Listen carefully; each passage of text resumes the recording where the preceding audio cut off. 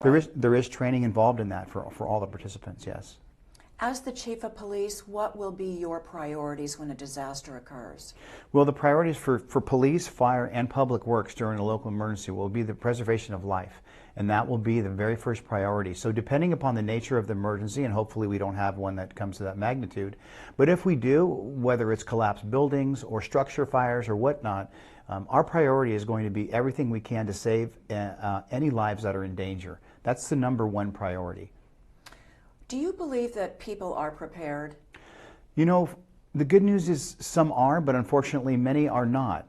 They're not prepared. And I think one of the reasons is because we don't, a local emergency is an abstract idea to us that maybe many of us have never lived through, so it doesn't feel real. And maybe that's why we're not prepared. Also, some people might think it's kind of daunting. I got to do all this stuff to get ready. And it's really not. So, some are, but unfortunately too many are not. When I Googled emergency preparedness, you can go online and get kits, and they have them all packaged up for you, Yeah. right? That's what makes it easy. You can sit at home and watch the Giants game and order all the stuff you need to prepare for a local emergency. You can go online to do it. So it is really very simple. And also, a lot of us are already kind of prepared. We have a lot of stuff at home that helps us prepare. For example, if you have any canned goods and things, then you've got food at home in the event of a local emergency, so you're good there. A lot of us keep bottled water at home, and we have water. We have blankets, flashlights, and things like that. So getting the kits ready is really not that daunting, but it's important that we all do it, because in an emergency, as we talked about earlier, the priority of first responders is going to be in preservation, the preservation of life, and they may not be available for other types of calls. Yeah, we have to fend for ourselves. You may. Yeah, and how much provision should we keep on hand? Are we talking about hours? Are we talking about days? Are we talking about weeks? The standard in the past has been for 72 hours.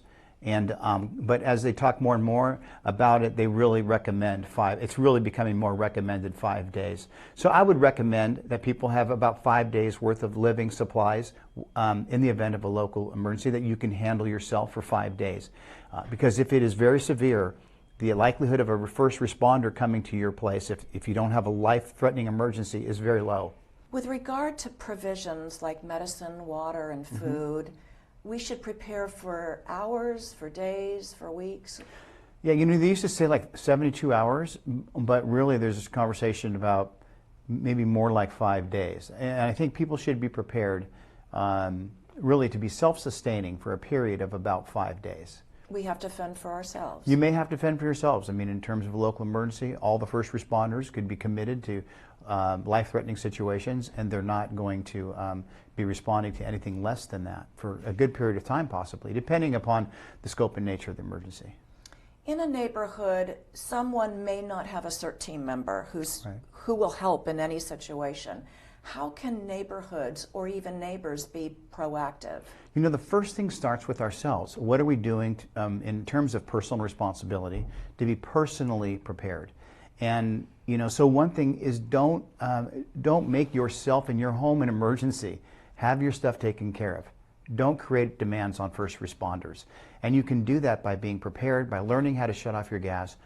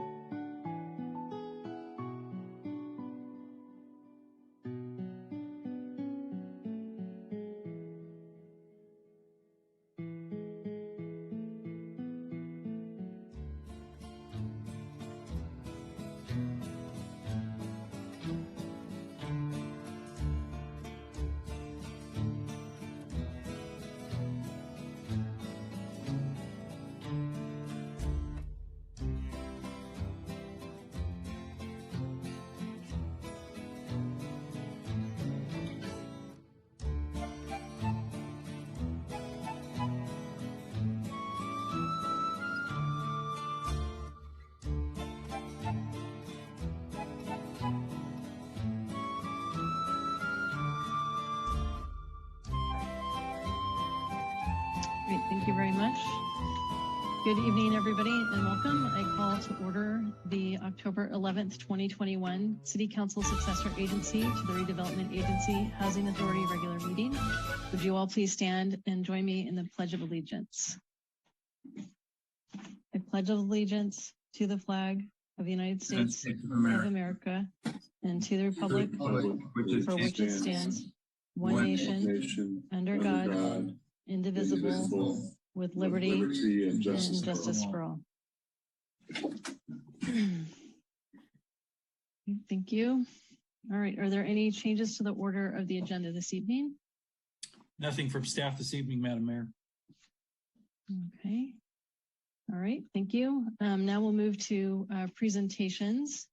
So the first one is presenting a proclamation to Nicholas Brown with Boy Scout Troop 321 upon receiving his Eagle Scout Award.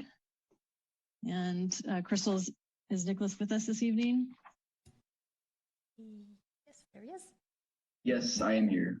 Okay, terrific. Welcome, Nicholas. I'm going to go ahead and read the proclamation, and then if you're open to it, would love to hear a few words about your project. Thank you. All right. So tonight we're honoring Nicholas Brown in recognition of achieving the Eagle Scout Award, whereas the Boy Scouts of America is an organization of youth preparing themselves to be future citizens and leaders. And whereas the Boy Scouts is committed to fostering the traits of leadership and strength of character among its members, and whereas the Boy Scouts play a vital force in the lives of hundreds of youth in the city of San Carlos, guided by adult volunteers who have given generously of their time and talents. And whereas for his service project, the final requirement for the rank of Eagle Scout, Nicholas Brown utilized his leadership skills to organize and inspire his team while planning and managing the project to completion. And whereas the special and unique honor of achieving the highest award bestowed by the Boy Scouts was earned by Nicholas Brown of Troop 321 for building 30 outdoor wooden stools for Arroyo Upper Elementary School, which entailed fundraising for materials, designing the stools and coordinating efforts to build them. And whereas Nicholas Brown's project provides a great benefit for Arroyo school students to be able to comfortably participate in their outdoor learning space. Now, therefore, be resolved that I, Laura Palmer Lohan, Mayor of the City of San Carlos, hereby congratulate Nicholas Brown on the attainment of the prestigious rank of Eagle Scout and commend him for his service and accomplishments as a member of the Boy Scouts of America, dated this 11th day of October 2021. Congratulations, Nicholas. Thank you. I'm very appreciative. Okay. So would you like to share with us a little bit about your project? Absolutely. So yeah, this project, I don't remember exactly when. This was about last year. We were doing this was a sort of like a service project in the Arroyo Outdoor Learning Space, where I was approached by Mindy Hill, who is in charge of that general area, I believe, or was. And at that time, I was searching for an Eagle project, and she came to me and said, "Oh, well, we have a couple projects if you would like to start one that you can do." And afterward, I had to email Mindy Shelton, the principal, and from there I got started with designing each of these stools. We made approximately 30 of these, exactly 30 of these. What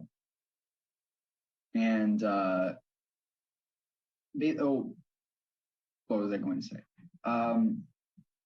Yeah, so once I was given like the go ahead for this project, I began designing these stools. My dad was like a huge help because he's an engineer. He has like a lot of like woodworking stuff like in his garage, in our garage. And yeah, so yeah, when designing these stools, we really wanted to focus on like, I guess like transportation wise to make it sort of like really easy to like stack and transport, which is why they have that sort of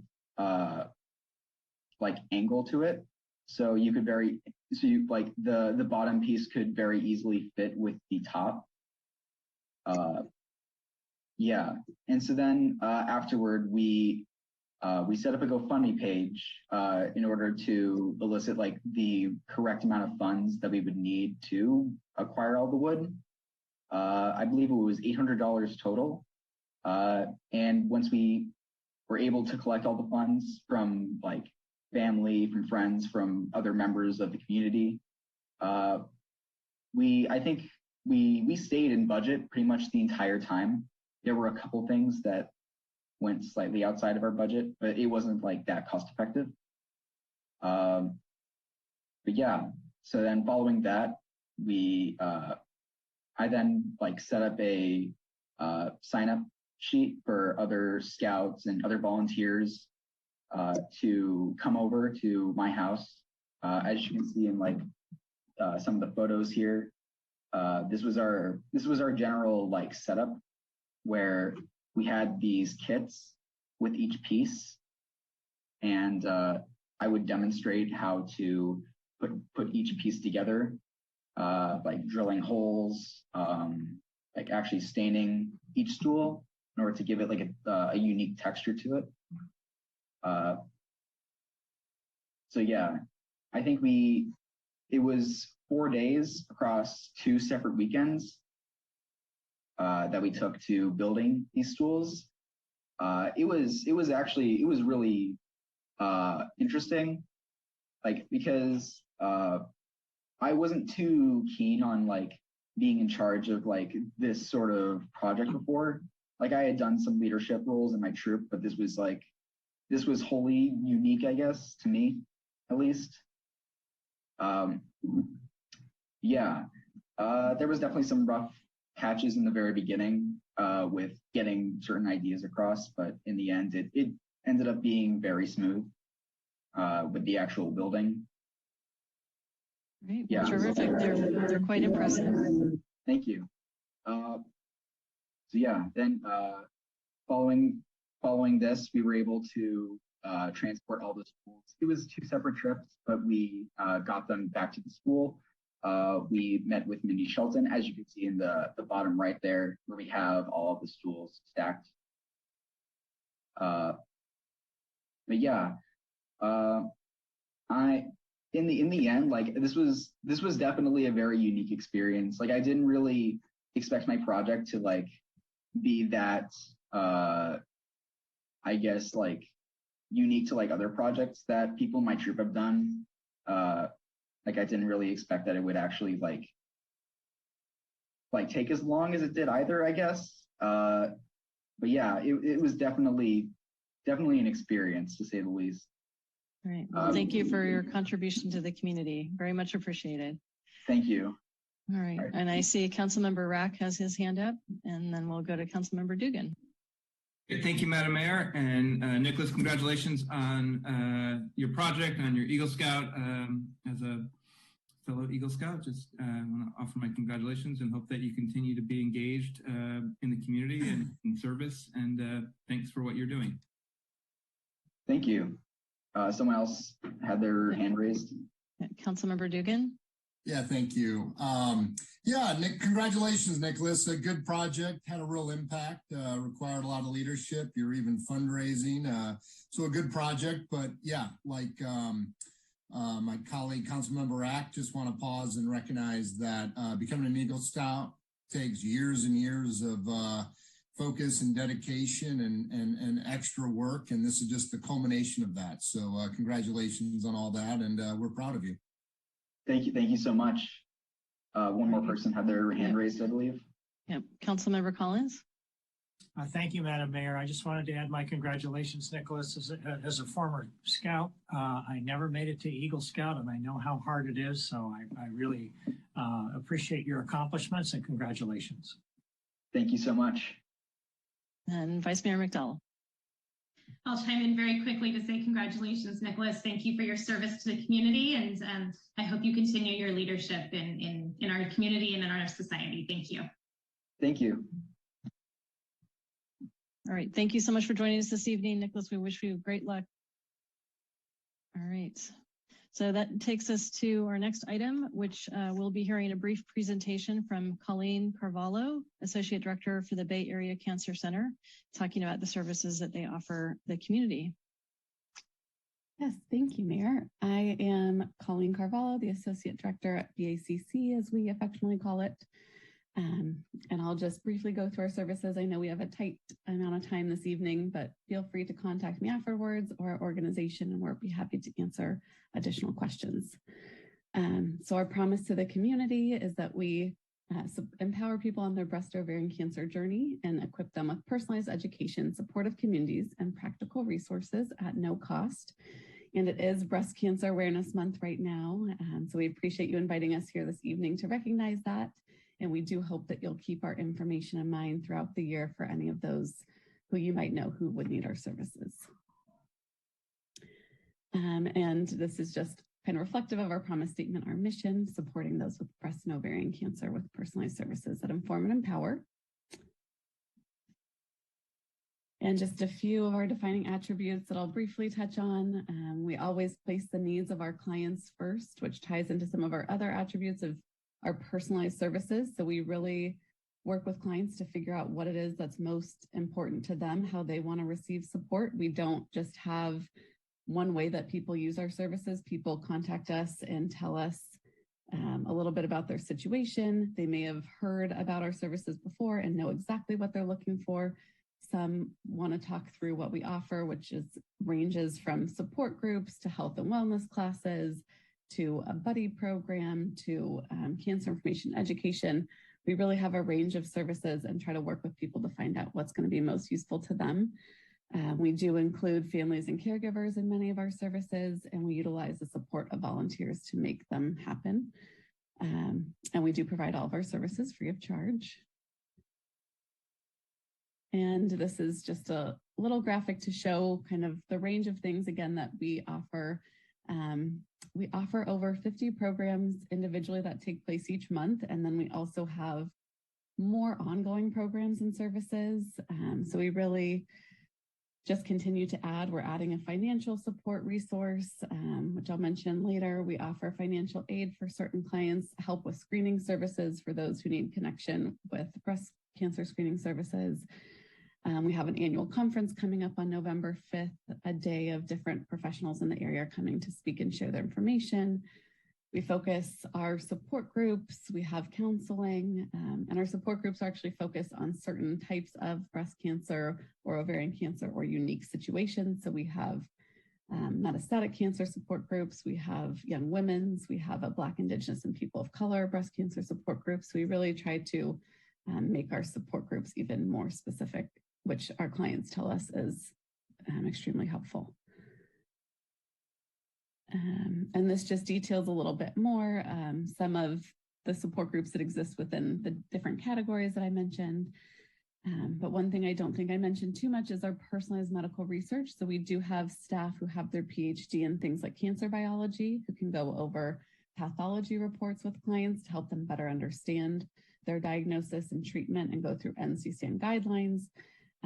We don't provide a second opinion, but we can really just help provide that education so somebody feels more empowered and more comfortable with the information they're receiving and better able to make decisions on their journey. And mentioned our buddy program, our insurance and employment help, and our boutique, which I'll touch on in a moment more. Our outdoor boutique. So right now, everything that we're offering for the most part is virtual or by phone. Our boutique is one exception to that. It's one service that we haven't really been able to transfer to Zoom. So we do have in-person appointments on our back patio. They're outdoors and socially distant. We do sanitize between appointments, but we help people find bras, hats, wigs, prosthetics.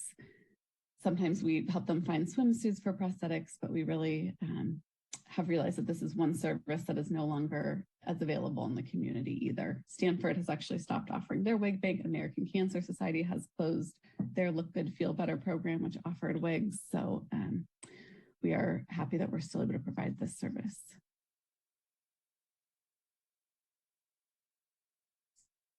And just briefly, our Breast and Ovarian Cancer Emergency Fund is one of our new programs. and we help people who are newly diagnosed or within 6 months of their treatment to receive support for things like rent, paying their mortgage, medical bills. Sometimes we help with funeral expenses and other things. So that has been a useful program to many clients in the community. And just we hope that you will check out our program calendar page on our website. I won't go into too much detail on that, but we hope you'll look at more on there. And just one exciting initiative I wanted to mention before we wrap up, just that we are actually realizing with the pandemic and with traffic in the Bay Area that it is so hard for clients, especially in treatment, not feeling well, to come to us for services. We're trying to bring our services to clients. So we've actually obtained a small van that we are bringing wigs, hats, bras, prosthetics out to different communities throughout the Bay Area. We have our first event in Salinas on October 30th. So we are really trying to spread out. We're going to be partnering with Zuckerberg San Francisco General to offer services there, cancer support communities. So we're trying to bring our services out to others, which we had started doing with the pandemic with offering groups at different locations, but now we'll actually be able to bring tangible services as well. And then this is just our website. We hope you will either follow us or look at our website for more information, and feel free to contact our helpline if you ever need any additional services. And questions.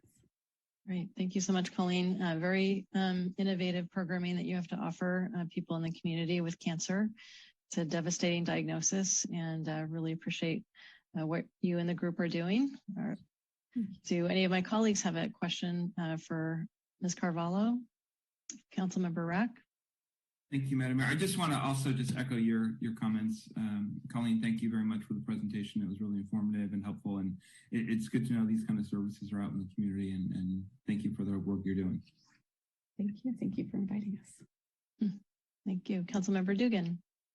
Yeah, thank you so much, Colleen. Really appreciate the overview and just the wonderful work that you're doing. Cancer has had major impacts on my family, and I know a lot of patients can feel very alone and adrift in the system. And I see like everything you guys are doing, it's almost like you're just trying to meet the patient there with love and compassion. And yeah, thank you for that.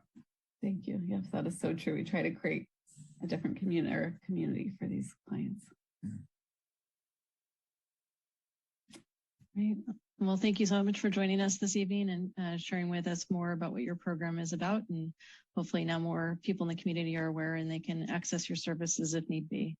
Yeah, let's hope they don't need to. All right. Thank you so much. Thank you. Bye. Okay.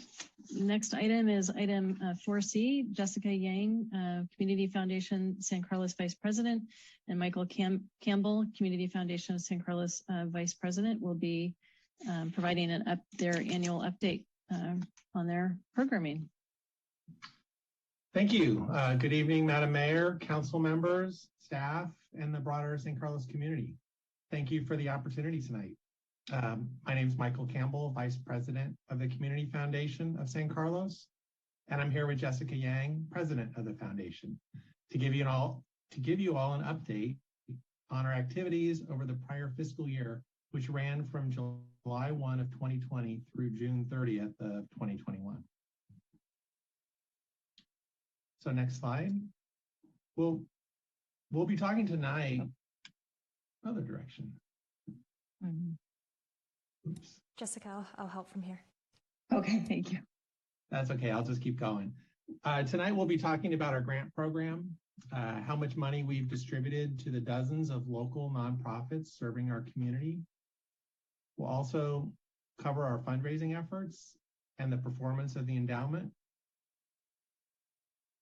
And finally, we'll talk about the many efforts of our board members and volunteers to build community together. We can go to the next slide. So first, we'll cover the financial update. The year ended June 2021 was the Foundation's first full year in operations. We've continued to manage our funds with the dual goals of supporting our community today and growing our endowment to support the community's needs into the future. We're happy to report significant progress towards both of these goals. So let's first look at how we benefited the community today. As you can see on the right-hand side of the chart, we're able to grant out over $200,000 to 38 organizations who serve those who live, work, play, and learn in San Carlos. We did this while keeping our expenses very modest at less than $11,000. That means 95% of our spending went into the grant program.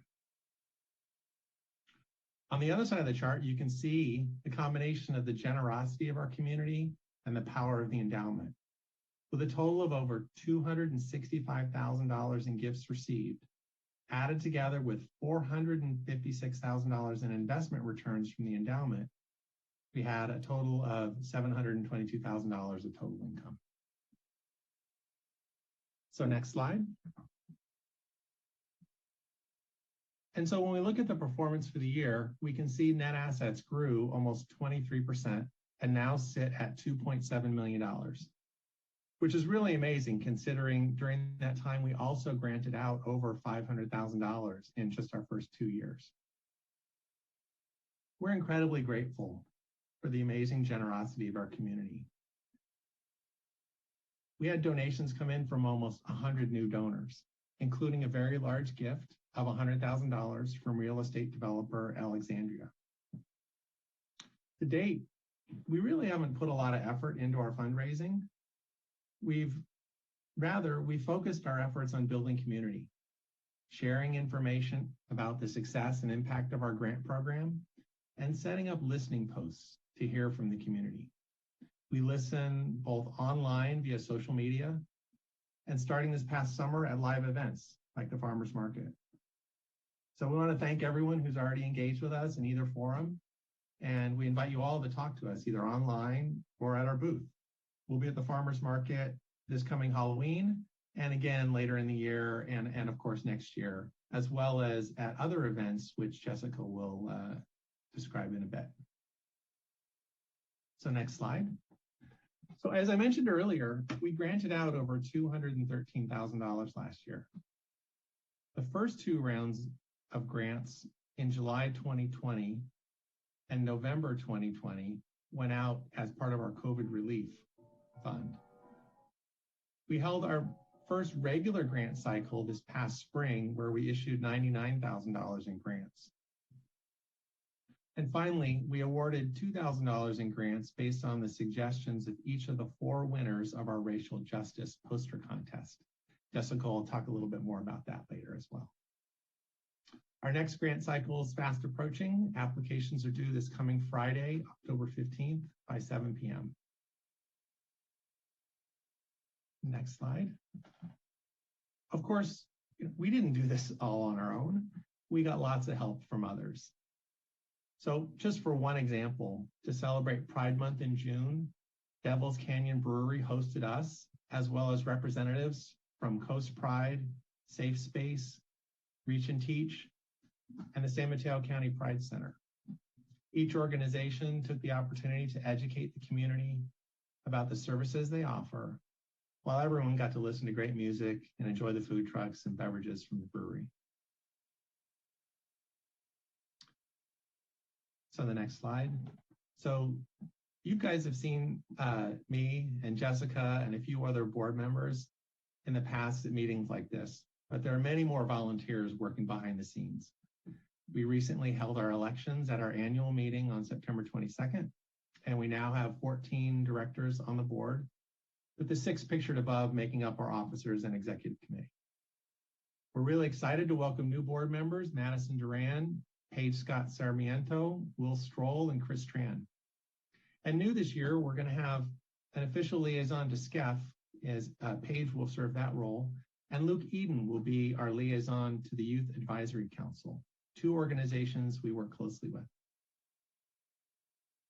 And we had to say goodbye to some board members, but many of them continue to stay involved on our committees as grant readers, event organizers, etc. And so if anyone out there is interested in getting involved, just drop us a line, info@sancarloscf.org to get involved as a volunteer, committee member, board member, however you like to be involved. And so at this point, I'd like to hand it off to our board president, Jessica Yang. Thank you, Michael. Good evening, Honorable Madam Mayor, City Council members. My name is Jessica Yang. I am honored to be able to provide you an update on the activities and next steps for our Social Justice and Equity Committee. We have changed the name of the Racial Justice Committee to be more expansive with a focus on equity. The word cloud you see here was created from responses from community members who participated in the 21-day challenge in June. The words that pop here are want, better, community, and equity. And with this expressed desire, let me share our progress. Next slide. Last September, we shared a 3-pillar strategy for this work: to transform public spaces, to curate community learning opportunities, to honor and celebrate the diversity of our community, and highlight overlooked perspectives. We have delivered on all 3 pillars. Over the summer, the Horizon Light Mural was installed celebrating women in science, with the support of over 100 Community Paint Day volunteers. The project was inspired by the passions of 2 young community leaders, Danielle Villaseñor and Sebastian Fuene, who are now both away for college. On the community learning front, the 21-day Social and Racial Equity Challenge held in June secured participation from the San Carlos School District, local PTAs and parent groups, City Council members, the City of San Carlos, San Mateo County Office of Community Affairs, employees of the NASA Ames Research Center, and many, many, many more. At the conclusion of the challenge, we were honored to partner with Thrive Alliance to host a community conversation with a debrief led by Shireen Malakafazali, the Chief Equity Officer of San Mateo County. To honor and celebrate overlooked perspectives, we put 3 banners across Laurel Street. We have supported these heritage celebrations with learning resources, events, shopping and donation recommendations for Black History Month in February, the Asian American and Pacific Islander Month in May, and we are currently celebrating Latinx Heritage Month. So please check out the community portraits shared by our community members as part of AAPI Joy and for Viva Latinx. We had 13 community members who've shared their heritage stories on the Viva Latinx community profile, so please do check it out. As the summer, actually still back to the previous slide, at the start of the summer, we also partnered with Devil's Canyon Brewing Company to host 2 community celebrations, AAPI Heritage Month in May and Pride in June, which Michael mentioned earlier. The owners of the brewery reported that the May celebration brought in more traffic to their venue than they had seen in the last 18 months. Not only did we bring in traffic, the 3 AAPI owned and operated food trucks were completely sold out before the end of the evening. So we were very happy with that turnout of our community at the start of summer, end of school, just wanting to get back together to build community together. All right, next slide, thank you. In honor of International Day for Elimination of Racial Discrimination in March, we also ran a poster contest themed racial justice. Here are our age group-based winners. You could click once. So this is Racial Love by Maya Olson. You can click one more time. This is No More by Amalia Kedorova. There's Always Light by Hannah Dalizo. And Chinedu Okobi by Rosie Moriarty. The winners each directed donations of $500 to nonprofits focused on racial justice. Our plan is to make this an annual contest. I will take a moment to point out that all of the efforts of this committee so far have been funded by a single donation from a community member. Going forward, we have included support for these efforts in our operating budget. However, we will always welcome community donations. Next slide. Looking forward, I think maybe click again. Okay. Looking forward, here's a roadmap for the remainder of 2021. You may have seen the Latinx Heritage Month banner across Laurel Street last week, and we have the profiles and resources currently. You click again. In November, we will be joining 50 other towns and counties in the Bay Area in the movement against bias and bullying during the 4th annual United Against Hate Week. The Community Foundation has printed out posters that will be distributed around town and can be picked up at our farmers market booth on Halloween. On Friday, November 19th, we will be hosting a slam poetry contest at Devil's Canyon Brewery. All are welcome to participate. More information will be shared via social media and on our website shortly. Winners will be determined by the audience's applause, and the winners will be able to direct $1,500 in donations to nonprofits of their choice working for justice and equity. You can click one more time. Today, October 11th, is Indigenous Peoples Day. We acknowledge that we are on historic homeland of the Ramaytush Ohlone tribe and are committed to honor and partner with the Ramaytush Ohlone people whose land and water we benefit from today. In partnership with the San Mateo County Libraries and the Association of Ramaytush Ohlone, the Community Foundation will be sponsoring a webinar with the Ohlone history and culture, webinar about the Ohlone history and culture to be held Thursday, November 18th. Stay tuned for details. We can proceed to the next slide. Looking into 2022, here's a high-level overview of our planned activities. Key things here to point out are 2 sessions of the 21-day challenge. We have scheduled quarterly facilitated community conversations. And scattered in here are sponsorship and support of community building events, such as Week of the Family, Hometown Days, and Summer Block Party. You can click to the final slide. As we conclude our annual update, we want to thank our Honorable Mayor, Vice Mayor, City Council members, commissioners, and the City of San Carlos for your continued support. We thank our community members and neighbors for participating in the events and activities as we build community together. I want to remind our nonprofit partners that the fall grant applications are due this week, October 15th by 7 p.m. Sorry for the typo there, but it's this week. Please visit our website to sign up for our newsletter and keep an eye out for our annual report coming soon. Follow us on social media, share our posts with friends and family, and please help us help our community by spreading the word of the Community Foundation of San Carlos. On behalf of the Board of Directors and volunteers of the Community Foundation, thank you. Thank you, Jessica and Mr. Campbell. Any questions for, I see Councilmember Rack and then Councilmember Collins. Thank you, Madam Mayor, and thank you, Jessica and Michael, for the presentation, and to all the board members. I don't have any questions. I just want to say congratulations on the very successful year, and clearly you're finding a need and a niche in the community, and I look forward. You have a robust and ambitious schedule for next year, and I look forward to continue to support that from the community and from the city and personally. So thank you for all you're doing, and congratulations. Thank you, Councilmember. Thank you. Thank you, Councilmember Collins, and then we'll go to Councilmember Dugan. Thank you, Madam Mayor, and thank you, Jessica and Michael. Great presentation. Several years ago, this idea was sort of mulling around in my mind, and also former Councilmember Mark Olberts.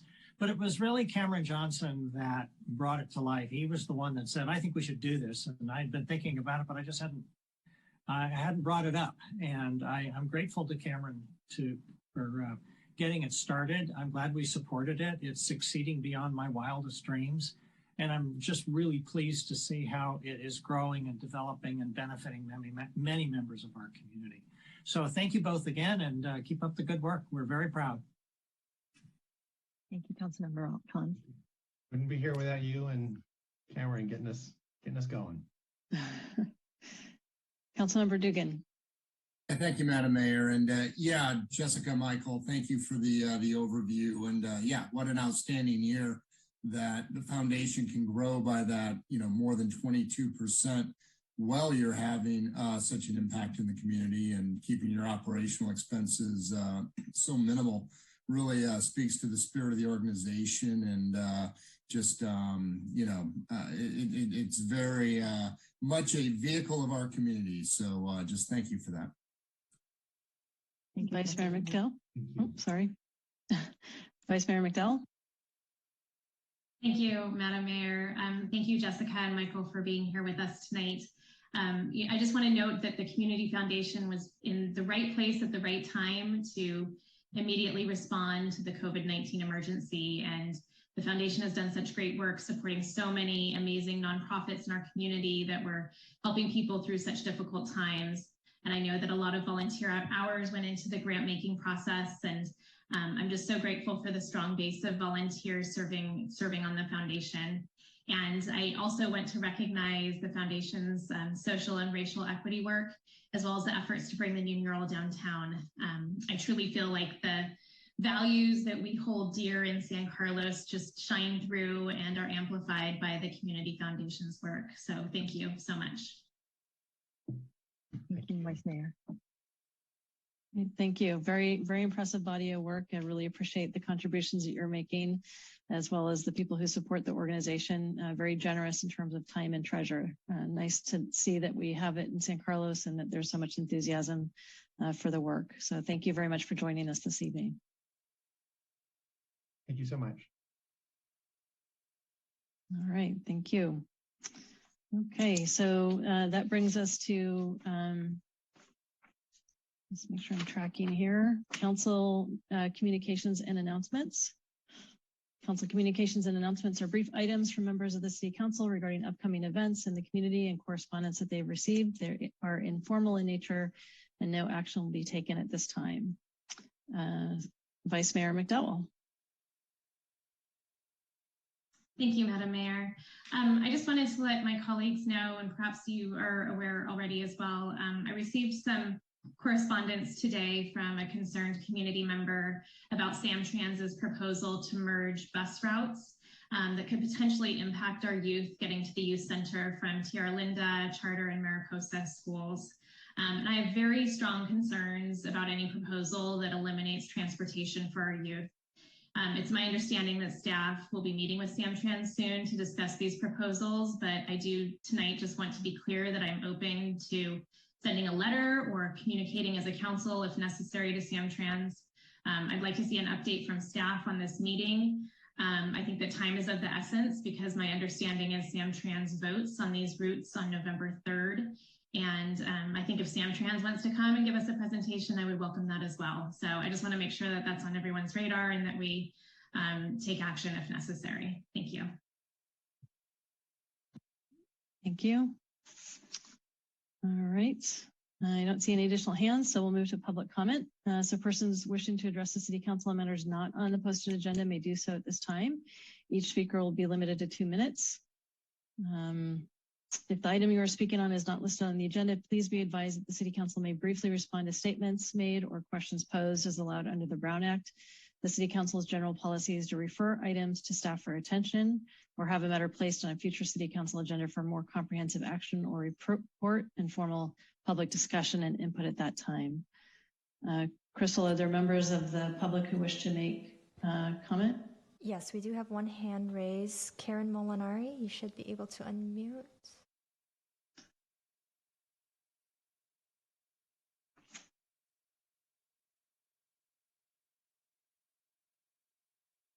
Can you hear me?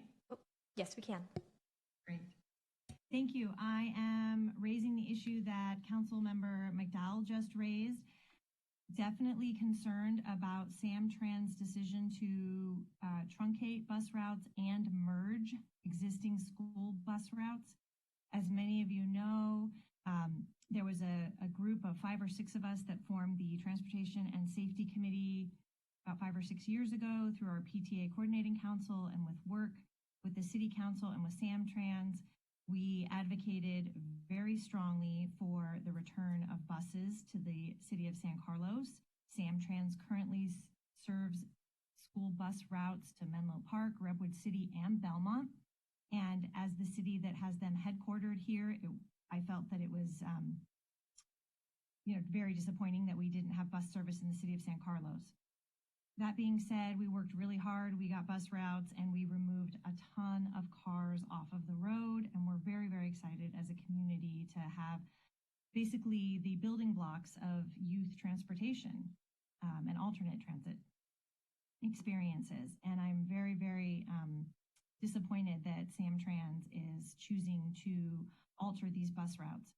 The Route 61 has been so popular. There are 2 full buses. They even had to test accordion buses out. So what I'm asking is for council to do the same as what Councilmember McDowell asked, is to follow up with Samtrans staff to work with your council representative for the South County, which is, I believe, Council Member Jeff G., and make sure that this is a top priority. I feel that as a community, we will definitely go back in time and have many more cars on the road if these routes are reduced the way Caltrans is, or Samtrans is choosing to do so.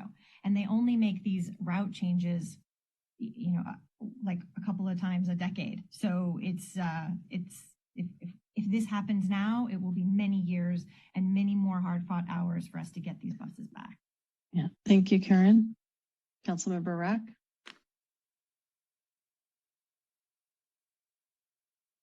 You're on mute, Councilmember Rack. You would think after like 2 years of doing this, I would figure it out. Thank you, Madam Mayor. I just want to follow up on the comments from the from Ms. Molinari and from the Vice Mayor. That I would be supportive of us, of staff trying to reach out on this. I do think it's an important issue, and I appreciate their bringing it to our attention. Councilmember Collins. Yes, thank you, Madam Mayor. I'd also like to add my support as a former member of the Samtrans board. I'm somewhat familiar with not only the bus routes, but how difficult it is to make changes. But I do think we need to reach out to Samtrans and see how we can work with them to hopefully make sure that our citizens are well served and so that we don't have an increased traffic issues. But it's a very complex issue, and it's going to be it's not going to be an easy task. Thank you, Councilmember Dugan. Yeah, thank you, Madam Mayor. And perhaps we can revisit this in agenda setting, but, you know, I too would like us to look at this and, you know, very concerned that such a significant change on San Carlos could happen on such, you know, like, I'm not sure if we've received any official notice as a city or, you know, how we were to find this out. And it seems like a pretty quick timeline if the final decision gets made in less than a month. So not happy about any of that. Thank you. Thank you. And I'll lend my support to the initiative. So I'd ask City Manager Jeff if you could follow up and figure out what appropriate next steps might be that given the timeline and the lack of council meetings between now and then. Absolutely. We'll put something at least for discussion on your next agenda, since it sounds like that might be your only opportunity. And in the meantime, the staff, when we heard about this just last week, has already reached out and asked for meetings with the Samtrans staff. And I think, you know, the comments shared by the council and the public this evening are very similar to the comments and thoughts of the staff as well. Okay, thank you. All right. Crystal, are there any additional members of the public who wish to make comment at this time? Yes, we have Sonia L. You should be able to unmute. Thank you. I just wanted to echo what the other, what Karen said, what Sarah McDowell raised, and what you all just agreed to do. I think getting our youth familiar with and you know, in the habit of taking public transportation is incredibly important at this time for climate reasons, for independence reasons, for any number. And so thank you, staff and council, for following up with that. Thank you. Thank you, Sonia. And I think Karen Molinari has her hand up again. Madam Mayor, would you? Sure. Thank you. And I did just want to acknowledge, as Jeff mentioned, I actually really appreciate, it was Stephen Machado who reached out to those of us that were on that traffic and safety committee to let us know about these plans, else we would not have known. So kudos to city staff for getting everybody involved again. And I really hope that we can advocate for this as a community. Okay, thank you. Thank you, Karen. All right, Crystal, are there any additional members of the public who want to comment? No, there are no further hands. Okay, all right, thank you. So with that, we'll move to the consent calendar, item 7. Are any members of the council wish to pull an item from this list? All right, seeing none, we'll take a motion. Madam Mayor, I will. Go ahead, Ron. I'll move to approve City Council consent calendar items A through K. I'll second. All right, any further discussion? Any public comment? Crystal, can you call the roll? Councilmember Dugan, Yes. Councilmember Eck, Yes. Vice Mayor McDowell, Yes. Councilmember Collins, Yes. and Mayor Parmer Lohan. Yes. Thank you. Okay, so that takes us to item 8A. We'll be receiving a presentation from Jeff Maltby, City Manager, and this is employee COVID-19 pay, consideration of adopting a resolution authorizing and appropriating $150,586 from the general fund unassigned fund balance for a one-time employee COVID-19 emergency recognition pay. Jeff? Thank you, Madam Mayor, members of the City Council, Jeff Maltby, City Manager. And Crystal, I'm going to need your help in forwarding the slides. So if we could go to the next slide, I'd appreciate that. A little over a month ago, the City Council asked us to put this item onto the agenda after reading about an initiative like this having been passed in the City of San Mateo. And what we're going to talk about this evening in terms of how this might function, if the council wish to move forward with it, is almost verbatim of how things worked in the City of San Mateo. I understand that just recently the Board of Supervisors in Santa Clara County took a similar action. So I know this is an issue that's continuing to be talked about by cities, and we're likely to see additional action along those lines. Obviously, as the city manager, I am exceedingly proud of our city staff, and over my long tenure with the city as the city manager and in other positions before that, I've had the opportunity to work with a lot of great employees and do a lot of really amazing things in different capacities. A lot of the things we did in the last couple of years, I think in one way or another, I'd seen done to a certain extent over time. But never in my life had I ever seen sort of the totality of so much dramatic change happen in such a compressed period of time as COVID hit us. The city of San Carlos was a little bit out in front of the other communities, if you'll recall, in the Bay Area, because we were dealing with our response to those cruise ship passengers who had been exposed to COVID and were being quarantined at a local San Carlos hotel that had been rented. And as a result of that, we activated our emergency operations center and began working with the county and the state to deal with that situation here in our community. That went on for a couple of months, and the Emergency Operations Center remained open and active for many months as things sort of escalated and continued to evolve in the city's response to COVID-19. During that time, we had to close facilities, reopen facilities, close facilities again, dramatically change our programming, cancel programming, create new programming.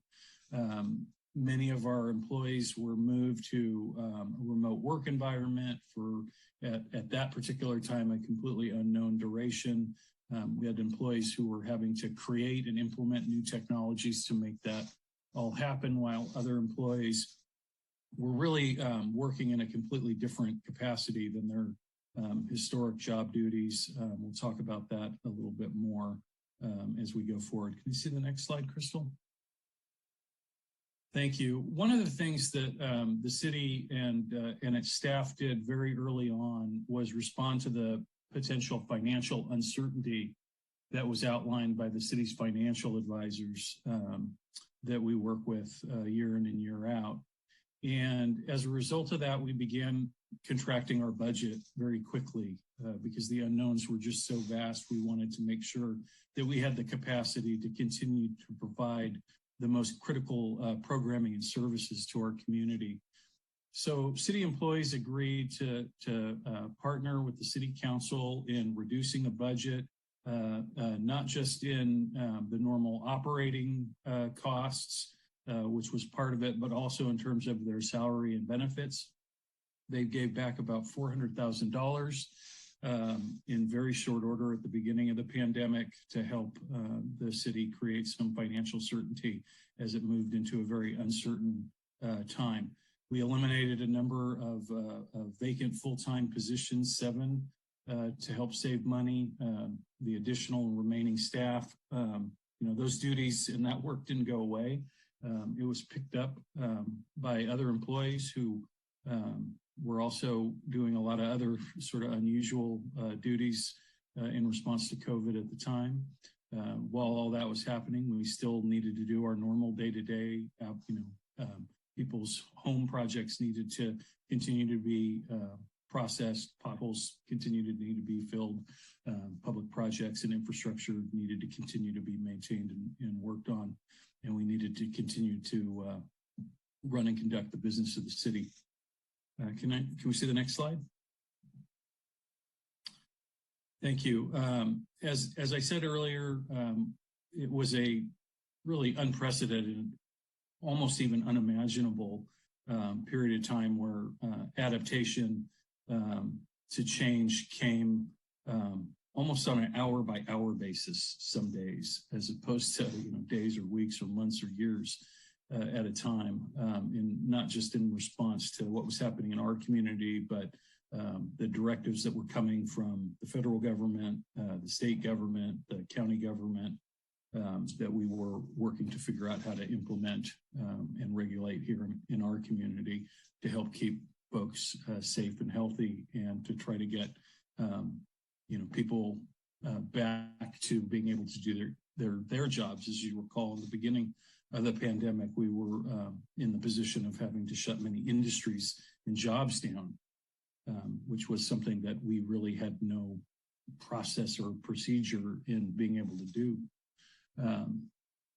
These were the types of very abnormal job duties that folks were being asked to do. Projects had to be reprioritized.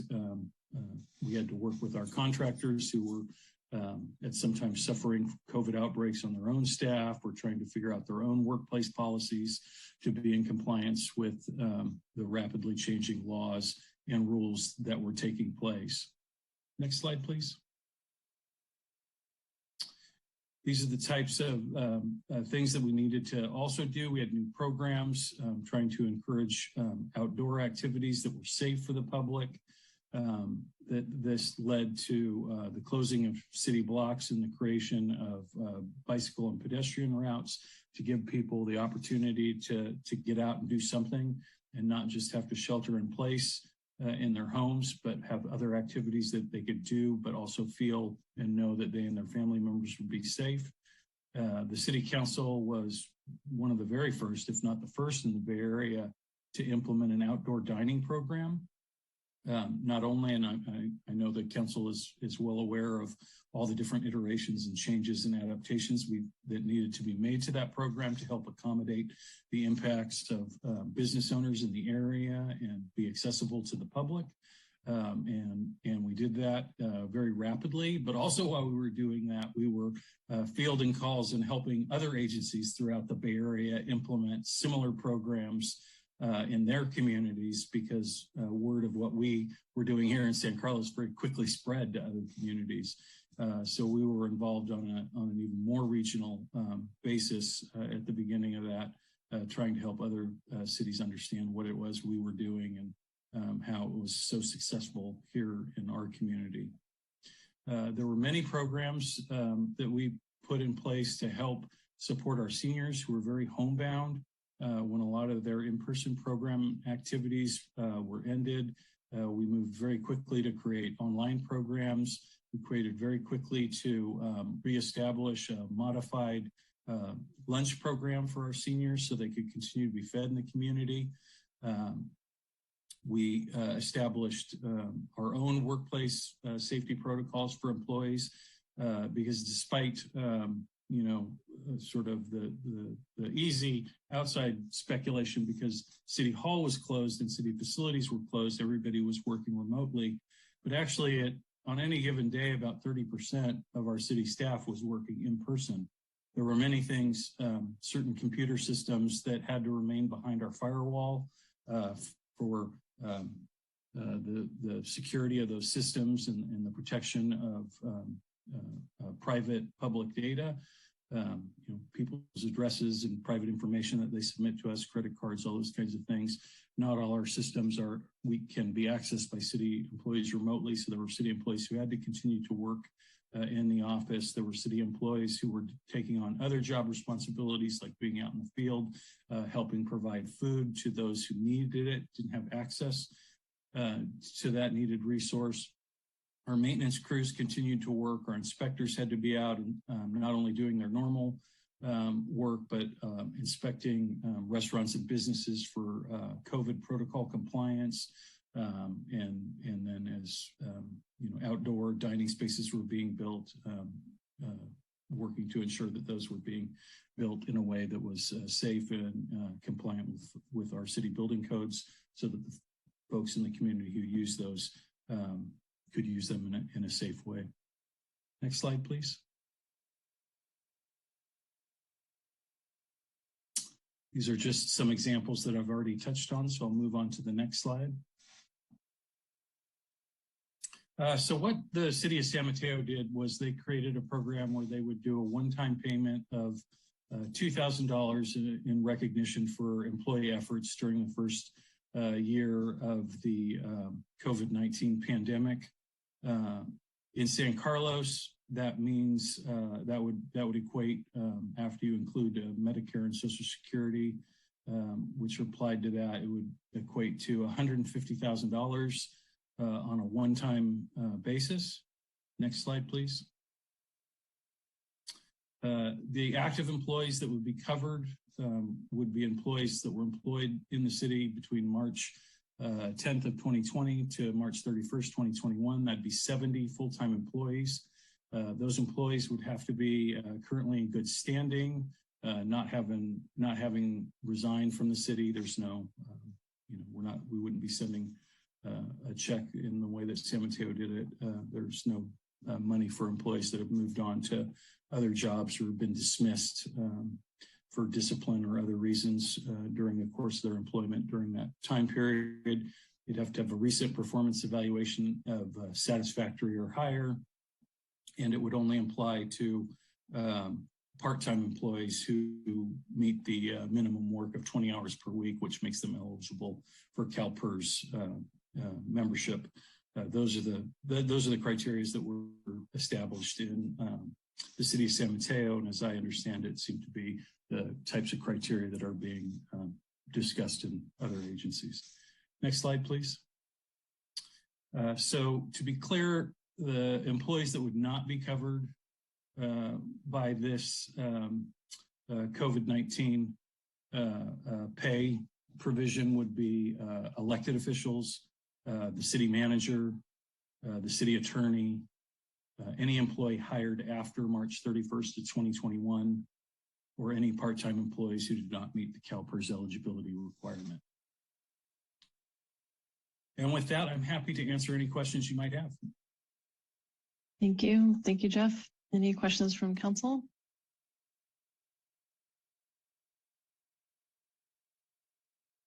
Councilmember Dugan, and then we'll go to Councilmember Rack.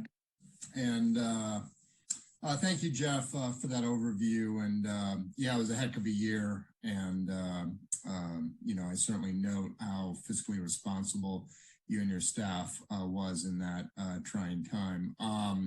My question is, I come from the business world where, bonuses are a pretty typical component of compensation, but I'm used to bonuses being considered and thought of as a pool that then gets allocated based upon performance.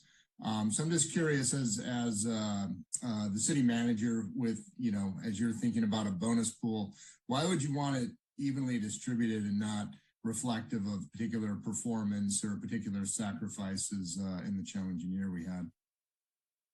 Absolutely. That's a good question and an interesting one. I think, I think as I look at the program and talk to folks who sort of pioneered this in San Mateo and are looking at it in other locations, I think the thought about this particular program is that this was just an exceptional period of time. In every way, doesn't really compare to anything else.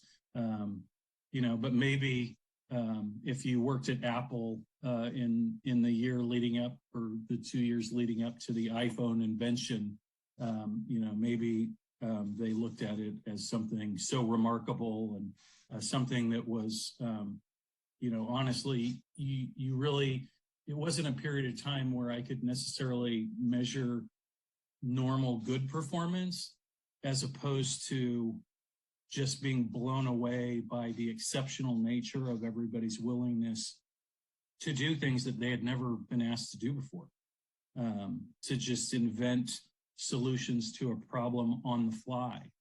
And we do that type of work in local government frequently.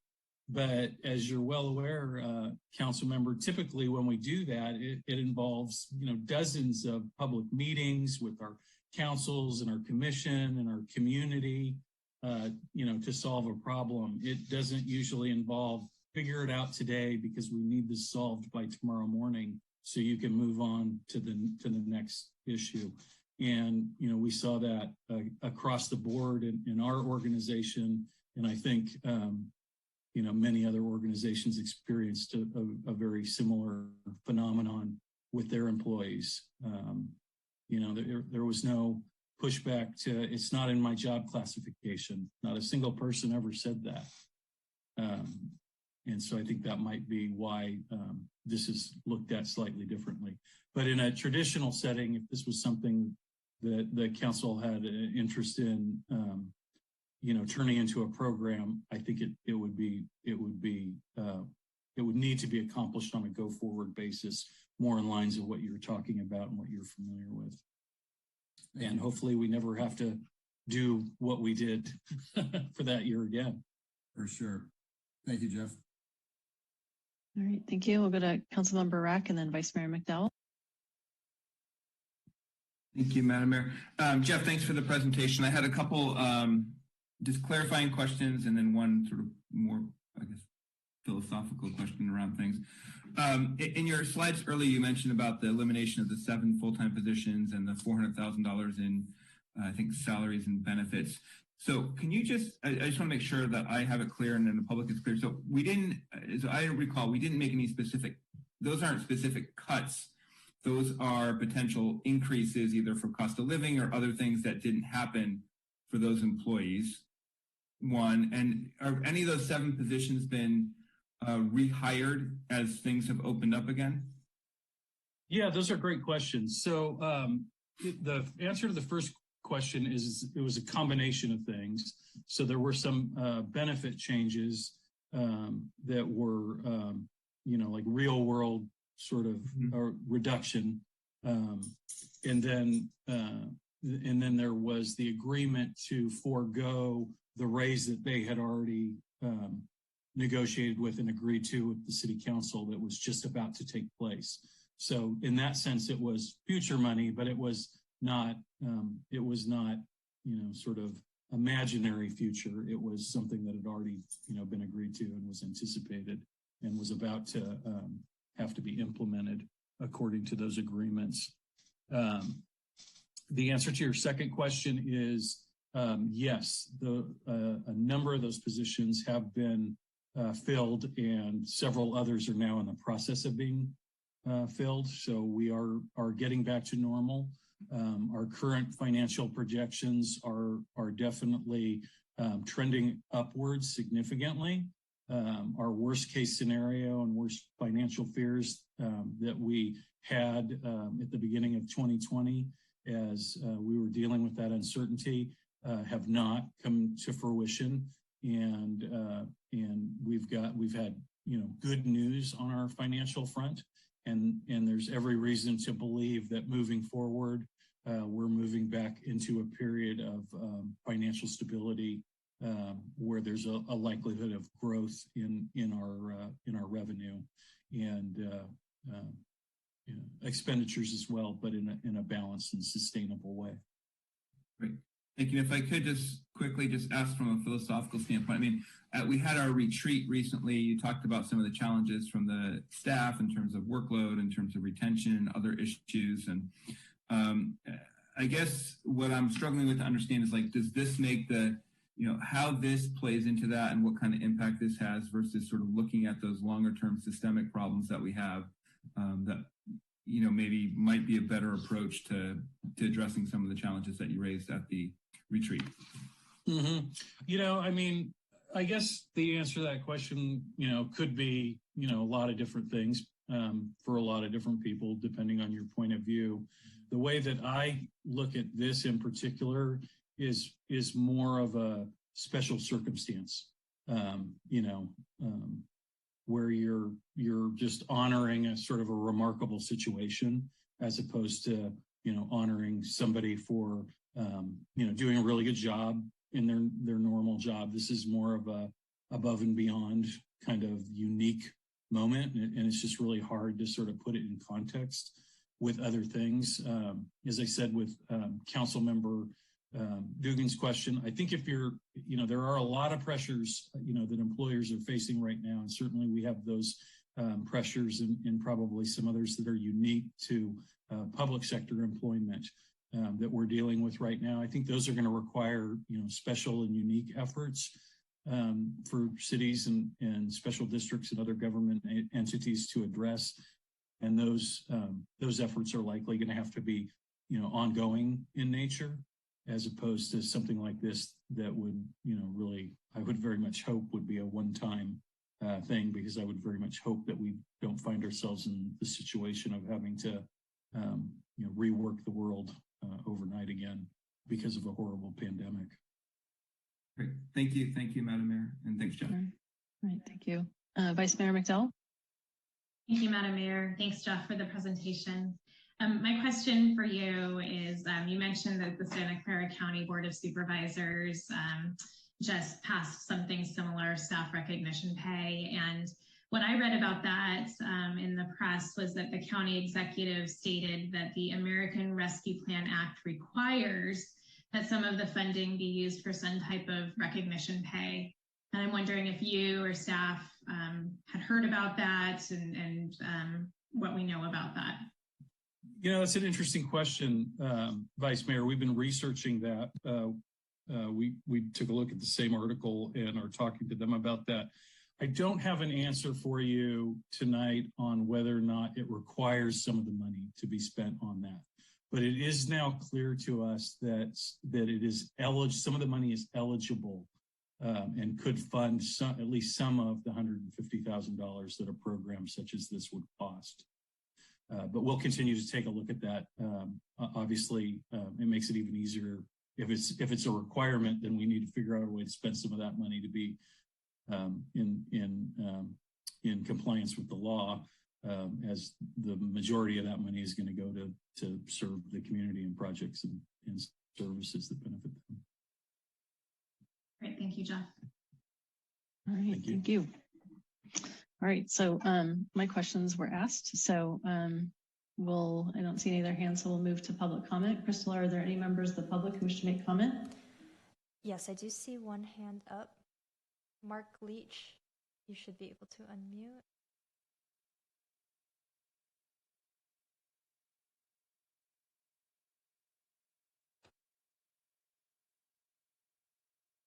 Mark Leach, if you can hear me, you should be able to there you go. Yeah, it took a few seconds to figure out how to turn that microphone on. Sorry about that. No worries.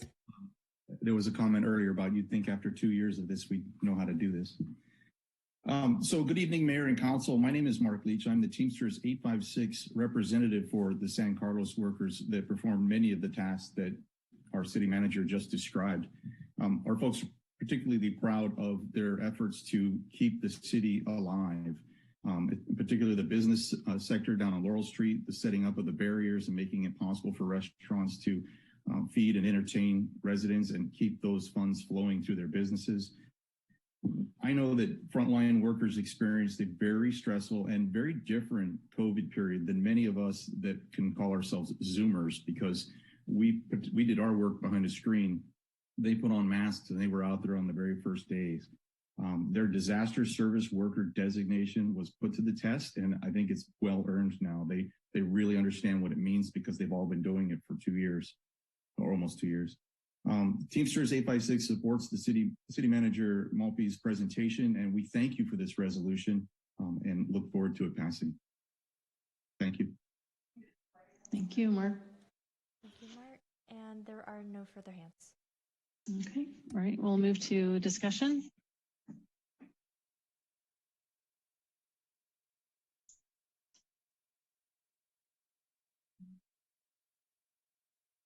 All right, we'll go to Councilmember Collins and then Councilmember Rack. Thank you, Madam Mayor. I think it was an excellent staff report. A lot of things that I was going to say are included in the staff report, but I think trying to remember if one of them that I learned was that, a lot of our employees really couldn't work from home. They spent an average of 35% of their time working in person on the job. And as Jeff said, at the beginning, we anticipate a very large loss of income to the city. And as he said, employees gave up about $400,000 in pay and benefits. And basically, they took a pay cut and they worked harder than they had before. So in my mind, returning less than 40% of that loss, to our employees, it's really neither hero pay or even a bonus. It's actually just a partial restoration of really hard-earned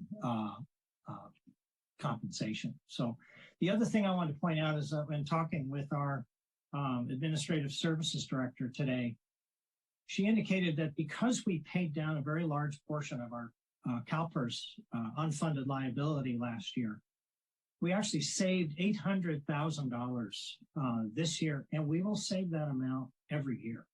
And I would like us not to forget that this recognition really is just a one-time thing.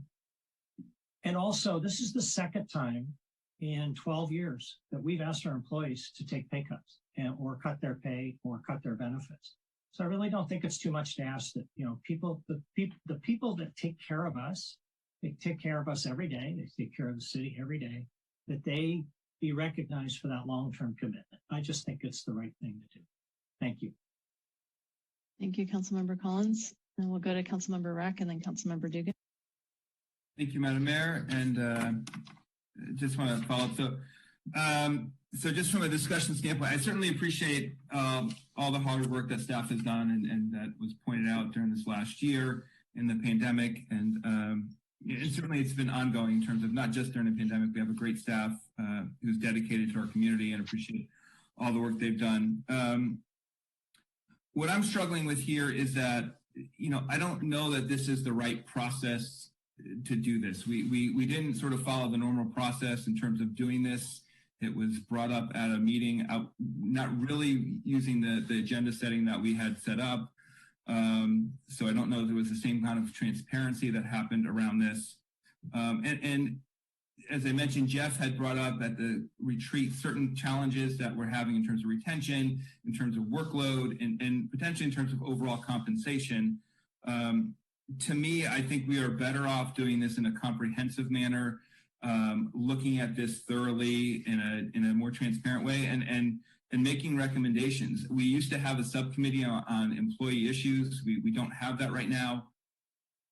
I think that that's the better approach is, and if it means that we get back and come back and say, yes, let's do this way, or the numbers may be different, or we should have a performance-based plan. We do this through some of the negotiations.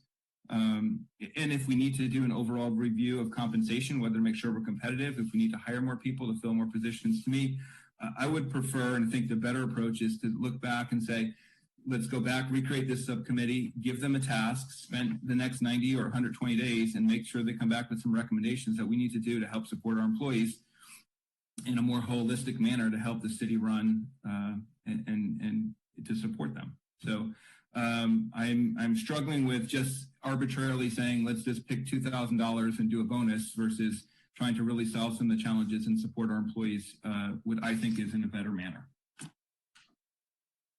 Thank you, Councilmember Rack. Go to Councilmember Dugan. Yeah, thank you, Madam Mayor. And I guess I would say, you know, I hear Councilmember Rack as far as, you know, should we study this more or think more about it, or, you know, should this be a more extended process? Not opposed to that if that's the majority of the council feels that way. In general, though, I think I do agree with Councilmember Collins that, you know, I mean, it clearly was an extraordinary year. An awful lot was asked of our staff that got stretched in an awful lot of ways. But if you take a step back, you know, a lot of people had a tough year. But what's different here? I mean, what's different here is that, you know, they also were responding to the uncertainty of our budget and took very proactive, responsible steps very early in the pandemic to make sure it was going to go okay. And they did it at really in a self-sacrificing way. So they closed down 7 requisitions. That's roughly 10% of the size of our staff, right? So, you know, they went in underhanded, you know, without as many people to pull this oar, which was harder to row last year. And then on top of that, they, you know, set aside raises that they had already negotiated for. So I do agree with Councilmember Rack in many ways. This is just a partial restitution of compensation that they very responsibly set aside. And happily, we're on the other side of it. The fiscal house is still in very good shape, and the light is firmly at the end of the tunnel. So in general, I do support this this modest bonus plan here. Thank you. Thank you. We'll go to Vice Mayor McDowell. Thank you, Madam Mayor. I think context on this issue is really important. So I wanted to make sure that I say a few things tonight. So as Jeff mentioned, in 2020, there was a lot of uncertainty and we were predicting very bad budget numbers due to the pandemic. And as Jeff mentioned, the council approved reductions in staff salary and benefits. And these concessions amounted to $400,000, which on average was $6,000 per employee, with the median at about $3,500. And one of the concessions was that some staff salaries were kept flat instead of giving employees a typical 3.5% base wage increase as a cost of living adjustment. We also kept several positions unfilled, and we laid off 2 employees in our Parks and Recreation Department. Employees were asked to do more with less during the pandemic. And we can't forget that we were the first city on the peninsula to declare a state of emergency and open up a 24-hour emergency operations center. The city did not close. Some staff worked remotely, but many did not. Sewer lines were still cleaned and repaired, streets were repaved, parks maintained, playgrounds were sanitized under new protocols, home permits continued to be processed, building inspections were done when some construction sites did have COVID risk. All of that was done in person, and none of those jobs were remote. Public Works completely reconfigured Laurel Street. So when anyone sits down for a lovely outdoor meal, please don't forget that many staff hours that went into working with each specific business owner in person for the parklet, dealing with the water walls, processing the permit, going through many iterations of table spacing based on changing state guidelines, figuring out and inspecting outdoor lighting and the heating and parking arrangements. This was all an enormous effort that involved both our Economic Development Department and our Public Works Department, working very closely with all of these business owners. Our Economic Development Department also launched our Shop Local campaign, one of the first in the county that was launched. Parks and Rec expanded our services to the senior community by providing drive-through lunches in person. Tremendous success in that area as well. There are many essential city functions performed by our staff that cannot be done remotely. And even those who did work remotely were also picking up new tasks on top of the everyday jobs that were required to keep our city running. So just because the public may not have seen all of this going on does not mean that it wasn't happening. And the fact that the city continued running and that our residents continued receiving services as normal despite a global pandemic, while also successfully implementing many additional COVID-19 response programs, is important to recognize. And while I believe that there are many people like nurses and teachers and first responders and essential workers who all deserve to be recognized, what is within our purview tonight as a city council is that we can recognize the efforts of our own employees. This recognition pay helps make up for the salary and benefits concessions that staff made in 2020, all while working harder and taking on more projects than ever in our community. But I also think that there are deeper issues that need to be tackled, like employee retention and being understaffed. San Carlos is no longer a quiet town. We have a lot of change coming, and we have heard from staff that employee turnover and lack of time to complete tasks are underlying issues. So I would like to take a deeper dive into fixing these root issues, staffing up to a level that meets the current demand on our services. So I do also support Adam's suggestion for creating a subcommittee, and I'd like for it to report back on employee retention efforts and increasing our staffing to meet the needs of our community. And I also want to make a note about process. Going forward, I don't think bonuses or staff incentives should be handled this way. A more appropriate time to have discussed this would have been during our budget hearings or our labor negotiations. This pay recognizes work that went above and beyond during extraordinary circumstances, and it helps make up for salary and benefit concessions in 2020. But I will not be amenable to bringing bonuses forward in this manner again. Thank you, Madam Mayor. Thank you. All right. So from my perspective, I look at this and I appreciate the comments about, referencing what was brought up in our mid-year retreat. And I would agree that we would need to take a deep dive and separate look at that. And I believe that we agreed to do that in that meeting. And I see this as a separate component that is really a one-time COVID relief payment that will help us to continue to retain the essential workers that provide the city services that our residents have come to rely on. Many of our essential service city service providers already face challenges with their local cost of living. We talked about that extensively at the mid-year retreat, and the pandemic has, worsened these conditions, the situation for them. And I see this one-time payment as intended to help them recover as well. I also appreciate the fact that the city council and city administrators will not be receiving a supplemental payment. Only workers that are essential to providing city services working more than 20 hours a week and have a satisfactory evaluation. I'd like to thank all of our city's essential workers that continue to work hard to provide the city services that our community has come to depend and rely on. And again, the satisfaction results from the community with respect to services provided remains extremely high as it had in pre-pandemic. And to me, that just shows the extraordinary work that was made. So with that, I don't see any additional hands raised. So at this point, I'd be willing to entertain a motion. Madam Mayor, I'd like to move to adopt resolution 2021-99.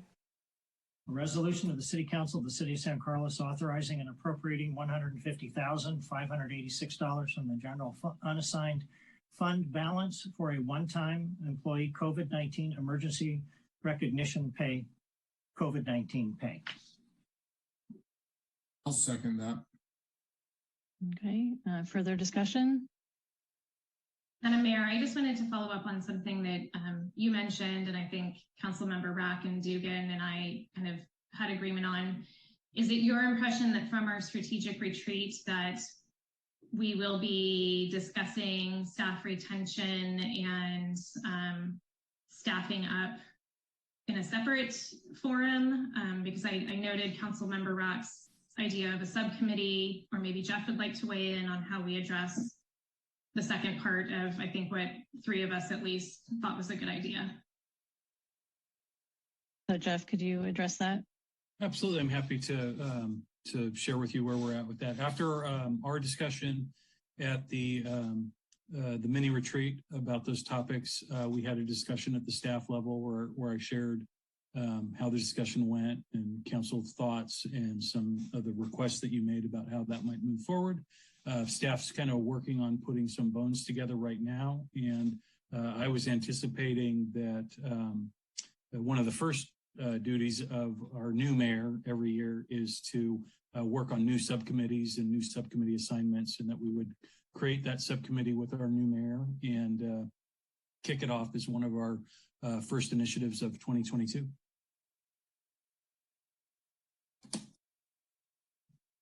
Councilmember Rack. Thank you, Madam Mayor, and thank you, Vice Mayor Dowell, for raising that again, and Jeff for that response. So I appreciate all the. I just want to say I am not going to support this tonight. I'm going to. I think that we are better off doing a more holistic look at this versus a one-off bonus. I'd like to really support our employees. I don't think this accomplishes what needs to happen, and so I will not be supporting this. My sense is it's going to pass, and I appreciate that. And I do want to reiterate I do think we have fantastic employees who stepped up and did a lot, but I just don't think this is the right approach to support them, address some of the long-term issues we're having, and just wanted to share that. Thank you. Great, thank you. Crystal, can you call the roll? I have one more. I still have a follow-up question, Madam Mayor. Jeff, why wouldn't we establish the subcommittee now and kind of get the ball rolling? We certainly could. I can just add a subcommittee creation to your next agenda if you'd like to do that. And then we'll begin scheduling meetings with whoever you appoint to the subcommittee just as soon as we have something to get rolling on, which I'm sure we can start having our first discussions as early as November. Could we do that as a motion now? Greg, Greg, can you weigh in on this? Yeah, no, I've just, we've historically given the council the ability to, delegate, to set up subcommittees, to refer matters for study at a meeting without agendizing it. But I just want to caution the council that we've set up this protocol that we want to try to follow, where we have the initial discussion of set whether or not we want to set something on agenda, and then that gives the staff the opportunity to study it a little more, and then it also provides this compliance with what I'm calling a safe harbor that allows you to have a more substantive discussion of the idea, even though it's not really up for approval yet, just whether or not to consider it. It's not required legally. I mean, you're able to do that tonight, but I'm just cautioning the council that you might want to go in that direction and just bring it up at the next meeting for us to put it on that agenda setting item. Thank you, Greg. Councilmember Dugan. Yeah, thank you, Madam Mayor. I was just going to share that. Yeah, I mean, we're coming out of this pandemic. We're still dealing with work at home issues. I think a lot of employees have experienced a jarring year. All of us have in many ways. So yeah, this is going to be a year I think all managers and all organizations are going to have to be especially mindful of all retention issues across the board. So I know, Jeff, you're well aware of that fact, and the rest of the management inside of our staff, I'm sure, is as well. So I wholeheartedly support a subcommittee if that's at all helpful to this process. Yeah, I would agree. I think the timing of it just, I know we've talked also about the fact that staff have a lot going on. So, I'm in support of it too. That sounds great. We'll place an item on your next agenda so that you can formally create the subcommittee and select your appointments from the 5 of you. Thank you. Crystal, can you please call the roll? Councilmember Rack, Present. Vice Mayor McDowell? Yes. Councilmember Collins? Yes. Councilmember Dugan? Yes. And Mayor Parmalohan? Yes. Thank you. Okay, so with that, we'll move to item 8B, consideration of introducing an ordinance repealing San Carlos Municipal Code Chapter 8.27, prohibition on the use of polystyrene-based disposable food serviceware by food vendors, and adopting a new chapter 8.27, disposable food serviceware, regulating the use of disposable food serviceware by food facilities. And giving the presentation this evening will be Adam Lokar, a management analyst and sustainability specialist. Welcome, Adam. Great, thank you. Good evening, members of the City Council. I'm Adam Lokar, management analyst in the City Manager's Office.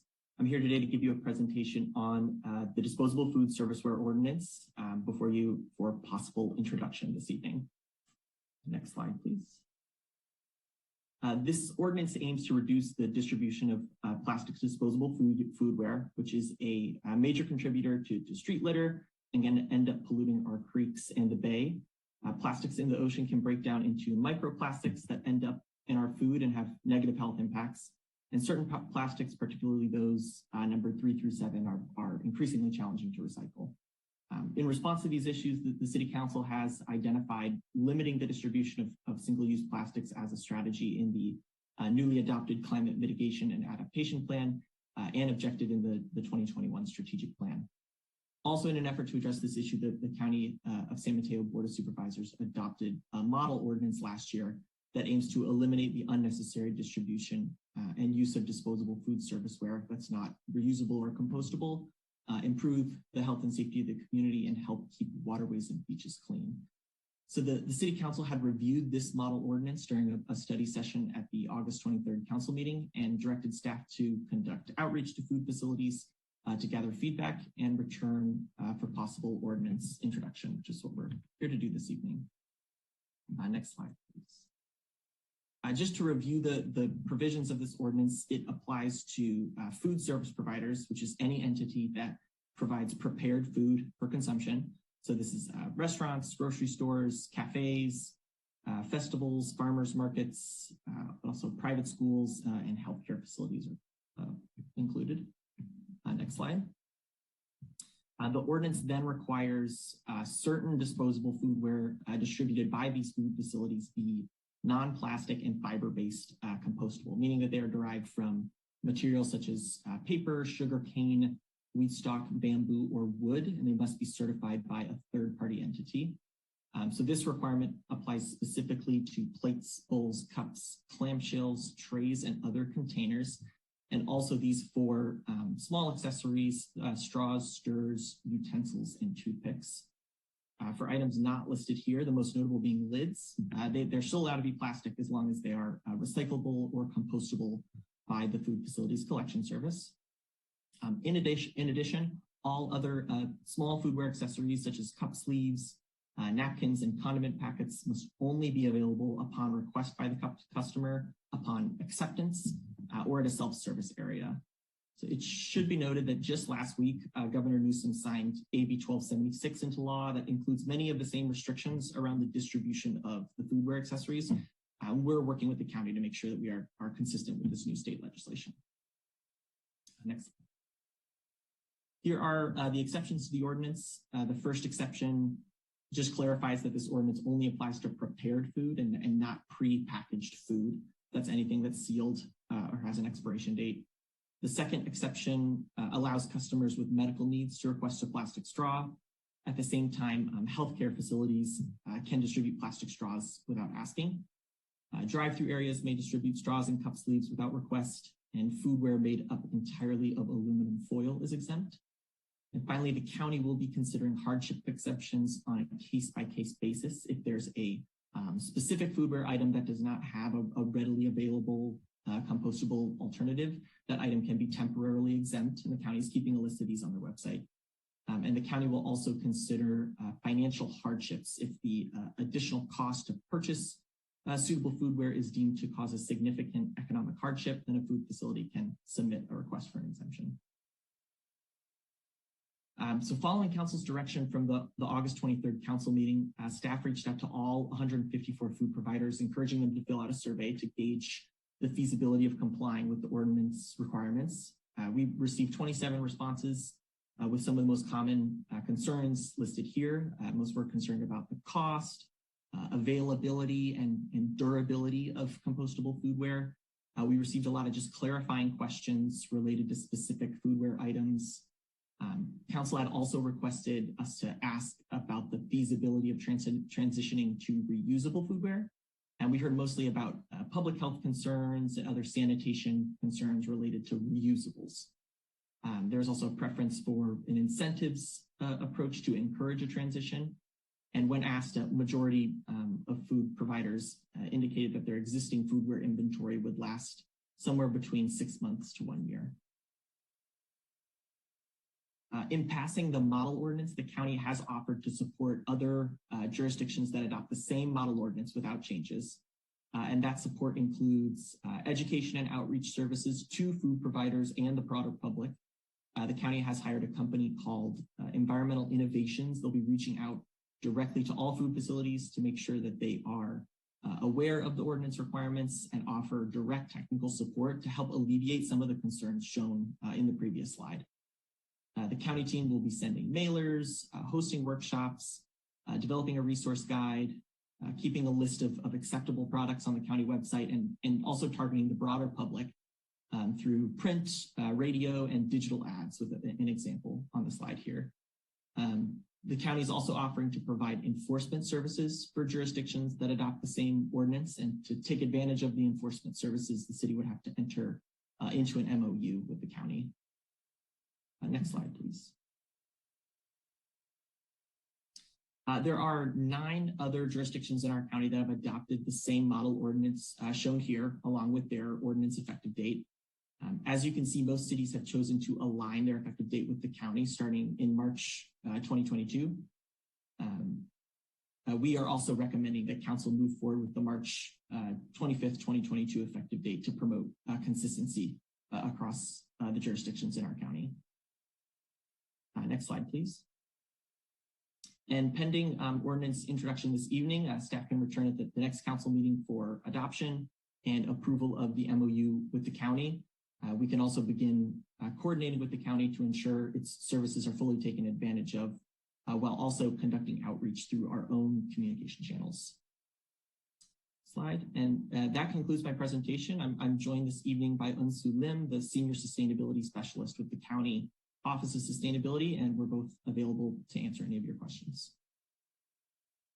Thank you, Adam. I see we have Councilmember Rack has a question.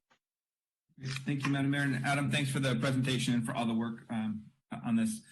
The one question I had is, I know you mentioned that we have to stay aligned with the county in terms of getting sort of support from enforcement, education, and everything else. Does that include the start date? I know you've recommended the 25th of March. I noticed, though, in some of the feedback from that you did receive from the outreach from the food service providers is that access to certain compostable materials was, they believe, challenging. And I know we sort of have this issue of sort of the global supply chain right now with the pandemic and things. And so I'm just wondering if, we want to try to be a little more flexible on that to maybe push the date out, given some of those potential challenges around that. Yeah, so the great question. We do not have to be consistent with the county's enforcement date to receive their education, outreach, enforcement services. We can do a different date. I think from staff's perspective, kind of trying to maintain the consistency is the main rationale behind our recommendation. And to your point about the access to finding foodware, the availability, that's one of the key services that the county's team is going to be helping provide, is actually connecting food facilities with vendors of allowable products so that they can get that access easier. Great. Thank you for that. Appreciate it. Thank you. We'll go to Vice Mayor McDowell and then Councilmember Dugan. Thank you, Madam Mayor, and thank you, Adam, for the presentation. I really appreciated all the information in the staff packet and also going out to the local business owners for their feedback. I think that was very helpful. My question for you is on the exemptions, and if you have a little more information on how they work, because I note in one of the areas of the staff report, it looks like it's actually the city manager who decides grounds for an exemption, and that the city determines a reasonably feasible disposable food serviceware that it does not exist. So it sounds like there's some, that the city takes ownership of that in providing those exemptions. I noticed that there were a few business owners who spoke up in the survey about needing special containers for the Buntini cakes or for hot, ready foods that they didn't feel that the compostable containers currently serve. So do you have a little more information about that and how maybe we could streamline that process of exemptions for certain requests from our local business owners? Certainly, yeah. So it does reference the city in that section, but we're as part of adopting this model ordinance, it also authorizes the county to enforce those provisions of the ordinance, including determining what foodware items are exempt. So that would be the county manager or their designee, which is the office of the county office of sustainability.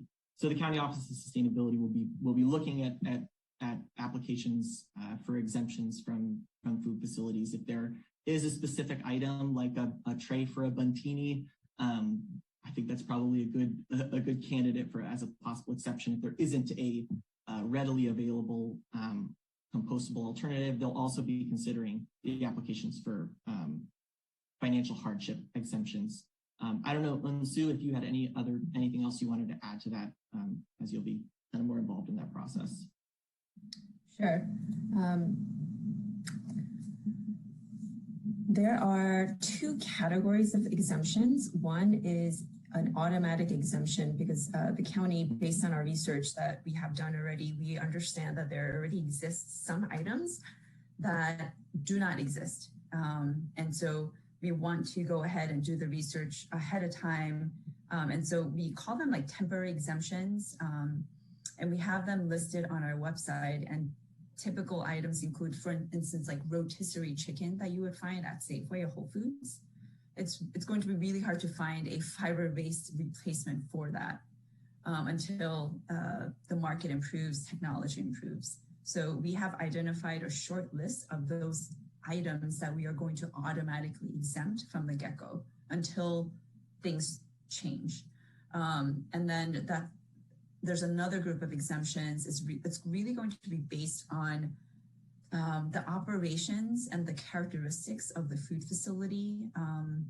If they have a special financial hardship based on the information that we shared with them, based on research that they've conducted, based on consultation that we have provided through our consultant team, they still cannot find a compliant item that meets their needs, then they can submit an application for exemption to the county. And so we will be reviewing it. And we also ask for other documents as well, including previous year's tax information to ensure that, you know, what we're considering financial incentives, it fits our parameter of our definition. So we do have a process that we are trying to finalize right now to determine the process for exemption and how to evaluate it. Okay, thank you. So I appreciate those answers. I would encourage then some edits to be done to the resolution to remove the references to the city manager and to the city making those exemptions, because I think that's very confusing. And I did look at the county's website and I appreciated the tables of, you know, foodware providers that, you know, we could get in touch with. The exemptions currently, I think there's only maybe 5 or 6. And I'm very sensitive to not wanting to bury our small businesses in paperwork. So I think that as you think about the process for asking for an exemption, that it be streamlined and easy. And I think, you know, Adam, if you have input into that process, you know, as the between our small businesses and the county, I'm really sensitive to the fact that we need to make that easy and not too burdensome. Thank you. Thank you. Councilmember Dugan. Yeah, thank you, Madam Mayor. And I appreciate the overview of this program, generally supportive. And I especially like the firm partnership with the county and having this a fairly unified program for all of our neighboring cities, et cetera. So I do like the general approach here. And I had some specific questions because we did pretty thorough outreach to our restaurants and heard back from many of them. You know, and they basically had some questions like specifics on, you know, is there something that can handle this or that? And so that all speaks to this exemption list you were just mentioning. And so, like, how proactive is San Mateo County being on making sure that list of exemptions is complete and, you know, that it's a rational program out of the gate? Because it looks like, you know, the recommendation is we all line up on this one date. You know, I think I would be more comfortable if, you know, it was kind of, you know, not all on one date, because I think we're going to learn an awful lot in the first couple months of this thing. So I guess that's my question. How thorough is this exemption list and how tested is that in the real world with actual restaurants verifying they can order everything they need otherwise? Great. And Unsu, I may defer to you on this one as well. Sure. That is a great point. And to be frank, I would say it is not 100% because there are many items many disposable foodware items that are being used by food facilities. So when we do the research that we have completed so far is mainly around items that are very commonly used by food facilities.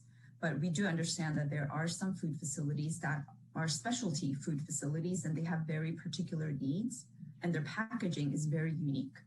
So because of that, I cannot say with 100% confidence that that automatic exemption list will be 100% comprehensive, because it will not be. But we do our best to put on that automatic exemption list the most commonly used items that we have come to understand that are being used by food facilities. But if there are items that food facilities are using that are not listed, then, you know, we encourage them to reach out to us, and then we match them with our consultant team to make sure that the consultant team is doing and helping supporting researching existing, you know, compliant items that may meet the needs of that food facility. And if there aren't any on the market, then they could submit an exemption application, which we will view. And if it makes sense, you know, grant them an exemption for a temporary period. I hope that answers. Thank you. And then, so just to be clear, who's lined up so far on March? Is that, so unincorporated San Mateo County is definitely lined up on March. And do you have the quick list of which other cities are already lined up to launch March in 2022? Yeah, Crystal, I don't know if you could go back a few slides. Okay, so and those are fully approved, like the council's already completely signed off on that in those cities. That's correct. And I do want to point out too that Half Moon Bay did begin enforcing in July of this year. So some of those temporary exemptions are built on that city's enforcement experience so far as well. Got it. Okay, thank you. So I just have a quick question. So if let's say, and I don't know what the will of the council is, but if there was an interest in moving towards the March 2022 compliance date, and recognizing that there are some businesses in our community that have these specialty packaging items, how does the timing work associated with trying to determine an alternative and working with your consultants? So is there enough lead time between now and then to accommodate this number of cities and businesses? Could you talk a little bit about how that works, and if is there an extension granted if the consulting team, you know, has too much volume of work? Yeah, I know that. Yeah, Unsu, I may defer to you on this one as well. Absolutely. That is a great question. So We do provide a lot of flexibility, so that enforcement start date is, we're not planning to go start writing tickets right away on that date. That is really a date that we're trying to push for because we need some kind of date to aim for in the future. And our purpose isn't to penalize our food facilities whatsoever. Our purpose is to really front load a lot of education and outreach to the food facilities and really help them transition to compliance. And if we find that on that enforcement date, whatever, if the council chooses to adopt, whether it's March or October of next year, if a food facility cannot meet that deadline, that is okay, because we are going to continue to work with them to help them come into compliance. But if we find out that on that date, we're not planning to give out tickets on that date. I hope that answers your question. And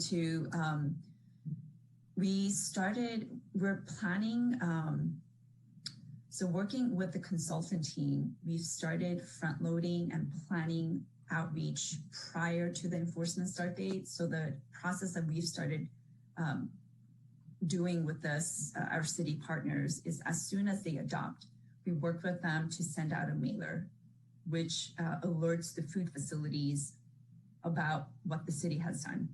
The city adopted this ordinance. They're going to be working with the county. Here are the consultants. They're going to be reaching out to you. In the meantime, if you want to get ahead of the game, visit our website, reach out to the consultants. So that's the post-adoption mailer. And 2 to 3 months before the start of the enforcement start date, we send out another mailer that provides even more details on the available resources to the food facilities, including workshops that we're going to be presenting, as well as all the available resources that we have on our website, including a resource guide or a purchasing guide that details out all the different types of compliant items that the food facilities can take advantage of, as well as financial incentives if they want to go beyond and switch to reusables. So, and then as soon as that mailer is sent out 2 to 3 months before the enforcement start date, our consultant team actually picks up the phone literally and starts calling each of the food facilities one by one. And that's the process that we have started doing. We did it in Half Moon Bay. We have a lot of great best practices and processes that we're hoping to fine tune. We're going to get a second chance to do it with the group of 9 jurisdictions who are going to be starting in March. And then we're going to get another chance to do it in the October timeframe of next year. So each time the county we do it, we're hoping to fine tune it and make it better and better. So we have a structure, a strategy in place to reach out to touch the food facilities on multiple occasions. All right, thank you very much. All right, I'm not seeing any additional questions from council. So Crystal, are there any members of the public who wish to make comment? Yes, we do have one hand raised. Sonia, you should be able to unmute. Thank you, city staff. Thank you, Adam Lokar, for taking this action. And I strongly support what our city staff has presented and going to compostable containers whenever possible, and would love to see lists of businesses that we can support who are making these changes and recognizing that we can do without our fancy things sometimes if it means, decreasing the waste down the line. And those are my comments. Thank you. Thanks so much for doing this.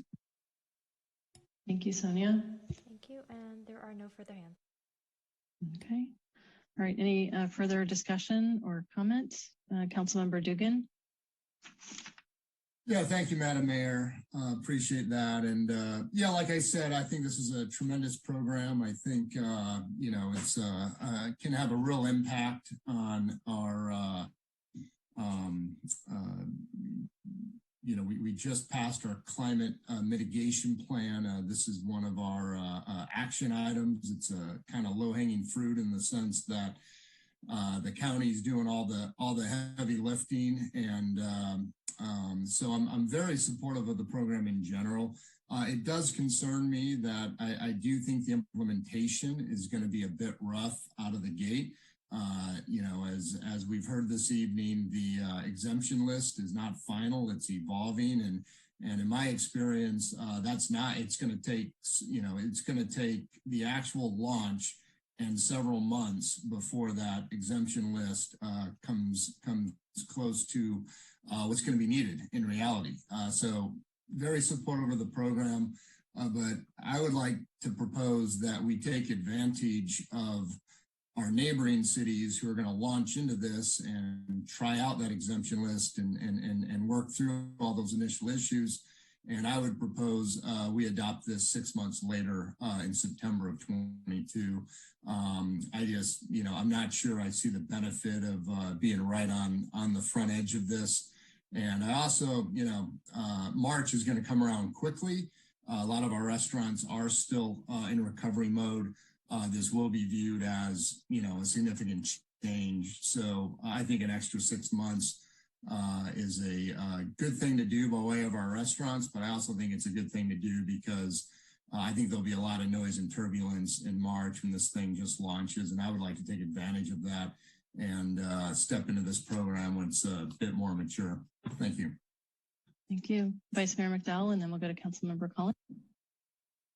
Thank you, Madam Mayor. I wanted to build on John's comments. I too support sustainability efforts in San Carlos, and I think this is an important part of our climate mitigation and adaptation plan. So I'm looking forward to cooperating with the county on this program. However, you know, our local businesses are still really struggling to emerge from the pandemic. And as John noted, March is going to be here before we know it. And in the survey, 65% of respondents said that their current inventory of foodware would last 6 months to more than 1 year. And so I think it's important to give them time to both go through their inventory as well as stock up on new inventory.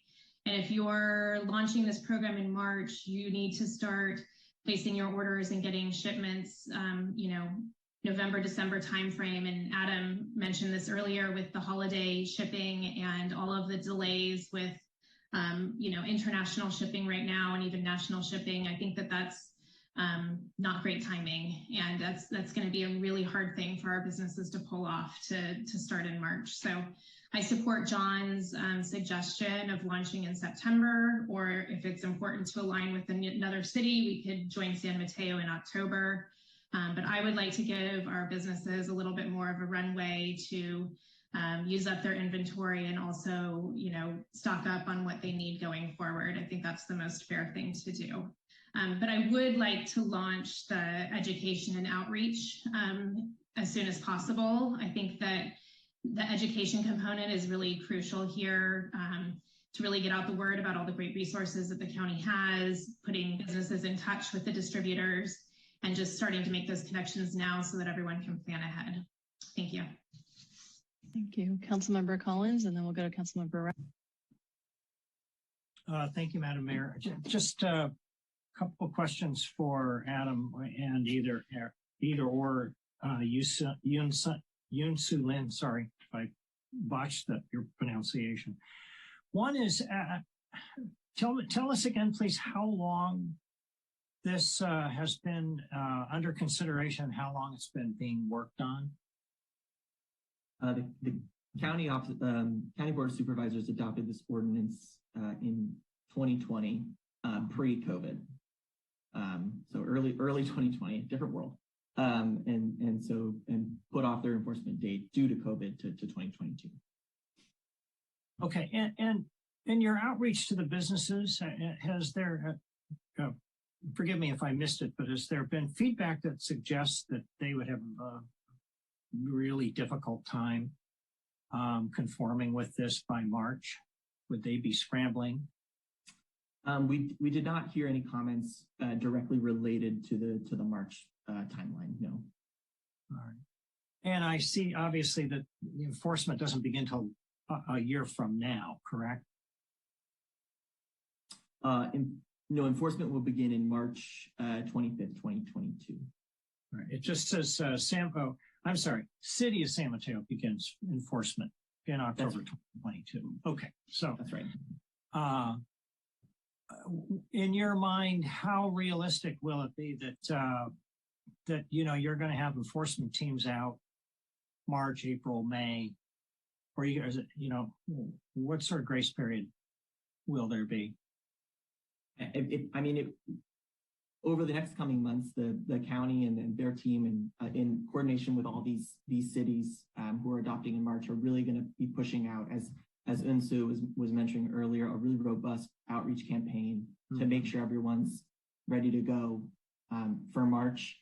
And as Unsu had mentioned, this is, I don't think anyone's going to be out there writing tickets in March. And certainly, I think as the county has stated many times, that the goal of the method of their enforcement is not to penalize restaurants, but to provide education, technical support to ensure compliance. And I'm sure that will be, in full display when this first kicks off, whenever that enforcement date is. Okay. All right. Thank you. Thank you, Madam Mayor. All right, Councilmember Rack. You're on mute again, sir. Thank you. I'm trying to rush through things too much. Thanks again for the work on this. I certainly support this. I think this is a great step forward, and it, again, aligns with our climate mitigation action plan, and appreciate all the work on this. I certainly, but I would agree with Councilmember Dugan and Vice Mayor McDowell about the date. I am concerned about going for March implementation, and certainly be supportive of what John suggested, September, or just to align with San Mateo in October, and just sort of, we don't, either way is fine. I guess the one, I just want to make sure that we're not sort of, giving runway for businesses to then buy another 6 to 8 months or a year of supplies that are plastic to run through. That, if we're going to push it out, we are going to start enforcing in October or September, whenever the case may be, because I think it's fair to give them more runway, but I also don't want to, but I do think we need to get this in place. So certainly happy to support some modifications on the date, and looking forward to supporting this. Right, thank you. So I'm in support of this ordinance, and I appreciate the council discussion and questions and staff research on this. It's not lost on me that our landfill is filling up. I had an opportunity to sit through a couple of our meetings with Recology, and learned that, we have a small footprint.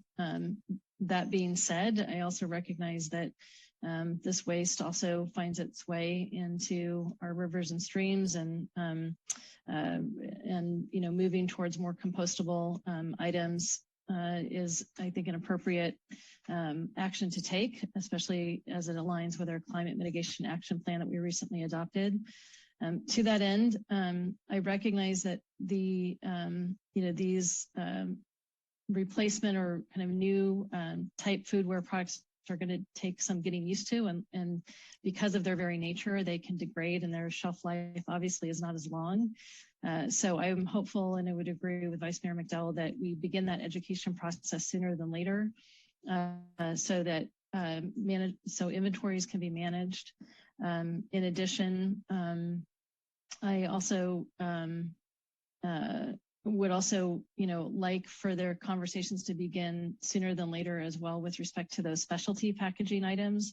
I recognize that part of sometimes a company's brand is their packaging, right? It helps tell the story about what they are, and moving to this new mode could have, very different impact on how their product is presented and perceived by their customers. So I really think it's important that we think that through as a community, and that the county, if they're willing to do so, work with our businesses, in a timely manner to provide the appropriate lead times for them to convert over to compostable packaging. I would agree that timing of next year, later in the year, around October, I've heard that several times, Councilmember Dugan. So if you're willing, maybe we align with, I see a head nod there, with the October 22nd date, and help these businesses, move through their inventory. I think that would also allow for us to give a little bit more time for the supply chain to work itself out, because the last image from Long Beach showed a lot of ships hanging out offshore. So I don't know exactly where these products are made, but that continues to be a troublesome issue for our businesses. So, all right, I don't see any further hands raised. So Crystal, or we'll take a motion at this time. I'm sorry. It looks like Adam has another comment. Adam Lockhart. I just want to clarify that San Mateo's enforcement date is October 1st, 2022. Thank you. Okay. Councilmember Dugan. Thank you. Madam Mayor, I move to introduce ordinance number 1573. 1573, an ordinance of the City Council of the City of San Carlos repealing San Carlos Municipal Code Chapter 8.27, prohibition on the use of polystyrene-based disposable food serviceware by food vendors, and adopting a new Chapter 8.27, disposable food serviceware, regulating the use of disposable food serviceware by food facilities effective October 1st, 2022. Second. All right. Crystal, could you please call the roll? Oh, I'm sorry. Mayor, sorry. I have a clarifying question. I had mentioned that I would like that amended to remove the references to the city manager being in charge of exemptions. Is that something we need to put in the motion as well? An amendment to the language? Madam Mayor, I have an answer. I think that might answer the question. These ordinances are designed to have a lot of flexibility. And so if you might note that the provisions regarding enforcement talk about the city manager or designee. And also the second, there's another paragraph that gives the county the ability to enforce. So I think the compromise here is to, at some point in the future, the city might want to take control over the process and have the city manager actually make the decisions. But I think in practice, since the county is going to be enforcing it, the city manager is basically going to delegate those decisions to the county official. And that's how it's going to work. So I think it's probably a good idea to keep the city manager in there just for our own municipal control, but it does have the ability to let the county actually run the program. Does that satisfy your requirement, Vice Mayor? I suppose. I mean, I don't know how a layperson would understand that given the language, but I understand that, things could change in the future. Okay. All right. Any further discussion? All right. Crystal, can you call the roll, please? Councilmember Collins? Yes. Councilmember Rack? Yes. Councilmember Dugan? Yes. Vice Mayor McDowell? Yes. And Mayor Palmer Lohan? Yes. Okay, so that brings us to item 8C. Madam Mayor, I think I emailed you. I need to step away for a little bit for a family obligation. If I get back in time, I will certainly rejoin the meeting. But okay. Thank you. All right, thank you, Councilmember Rack. All right, so item 8C, New Business Youth Center, consideration of adopting a resolution authorizing the city manager in partnership with Peninsula Clean Energy to deploy a solar photovoltaic system at the San Carlos Youth Center. We will be hearing a presentation from Stephen Machida, Public Works Director, and he's joined by Rafael Reyes and David Freibush from Peninsula Clean Energy. Welcome, Stephen. Good evening, Madam Mayor and City Council members. Stephen Machida, Public Works Director. So earlier this year, staff was contacted by Peninsula Clean Energy, or PCE, to determine if we had any interest in installing a solar system on one of our city buildings, namely the San Carlos Youth Center. So PCE is here tonight to kind of present the findings. We have Mr. Rafael Reyes, the Director of Energy Programs for Peninsula Clean Energy, as well as David Freibush, the Technical Consultant. So I'd like to turn the presentation over to Mr. Reyes. But Crystal, could you advance your slide deck? Yes, I'll be helping with that. Okay, and then so Rafael, I'm turning it over to you. Thank you, Mayor Palmer Lohan and members of the council. Thank you for your time this evening. Again, my name is Rafael Reyes, Director of Energy Programs for Peninsula Clean Energy. Next slide, please.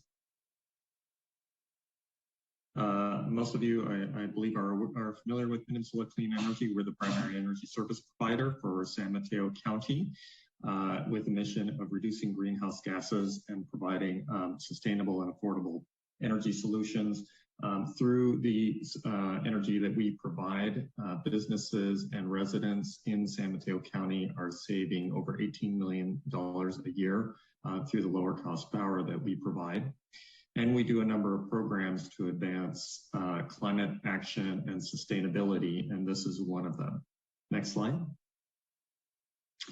I won't go through all of the bullet points here, but our objective here is to create a joint procurement process across local government agencies across San Mateo County, lower the transaction costs of putting in place solar and optionally storage systems throughout the sites identified by local governments.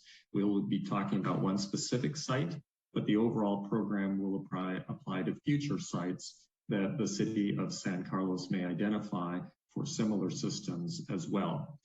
We have been working closely with a leading technology engineering firm, McAlmont Engineering, that's been assisting with all of the site assessments, including the site discussed here. Next slide. There are a number of innovations that we're bringing to this process. The first is the overall site development process, where, as I noted, for this site, we engage McAlmont Engineering to do all the site evaluation, to essentially create a bid package. We are looking to handle the procurement process, which would offload the work that otherwise San Carlos staff would need to do, and we would manage the installation process. In addition to that, we are also offering, as part of this program, that cities can contract directly with power purchase agreements with Peninsula Clean Energy, which would allow the city to have these systems installed with no upfront cost. And I'll talk through some of the details in terms of the financials here in a moment. Next slide. There are two tracks, if you will, to this program. There's a site level track where we have done site visits, assessed the sites to develop a plan for the site. We've also worked through details with your staff and developed the final plan. So that process is complete here for this site. And we're now operating on a programmatic level to secure commitments from the prospective participating cities and county to then bring all those agencies together to then do an aggregate procurement and thereby hopefully getting improved overall equipment and installation costs by bringing all these sites together into a larger package for a competitive process and ultimate installation. Next slide. So the site in question that we've been working on with your staff is the San Carlos Youth Center, as identified here. What we're proposing is a solar system of just under 30 kilowatts, which would cover a little over a third of the usage on the site based on 2019 utilization of the site. We have explored battery system, but the site is not optimal for a battery system given the relatively high load and low solar potential on the site, on the roofs of the site. And so we're not recommending a battery system at this time. However, the system would be installed to be battery ready should the city decide at a later date that they would like to have a battery installed. Next slide.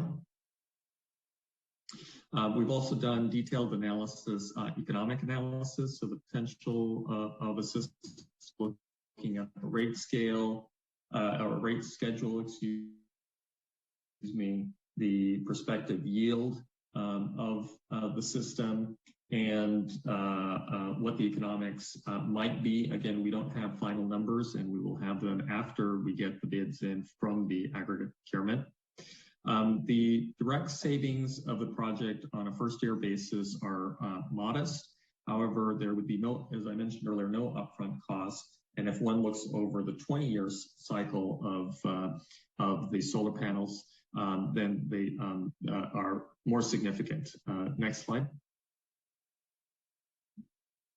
So here we modeled what the net present value is over the full term, although, in many cases, solar panels may continue to provide power beyond a 20-year estimate. One of the benefits of the solar panels is also consistency or a hedge, if you will, against increasing utility bills. We are expecting utility rates to rise over time. At this point, PG&E is seeking utility bill increases or rate increases of an expected 5% per year, and it could be more depending on the wildfire determination of the costs of wildfire mitigation. We have included here in the model a 1% escalation in the power purchase agreement. We actually anticipate that won't be needed, in which case the numbers would in fact be better than what we've modeled here.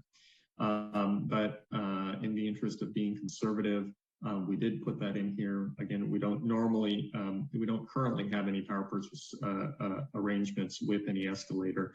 But in this conservative model, the city would save over $100,000 from a net present value standpoint over the 20-year term of the project. Next slide. As I noted earlier, we are presenting at all the local agencies that have opted in to participate in this project. In fact, the Hillsborough City Council is right now speaking, also meeting on or considering this item. And the City of Brisbane has already approved, as of last week, participation in the aggregate procurement. So we do expect, based on staff interest and initial feedback, that most or hopefully all of the agencies will participate. Next slide. So with that, I'd like to turn it back over to San Carlos staff for any closing items on this agenda item.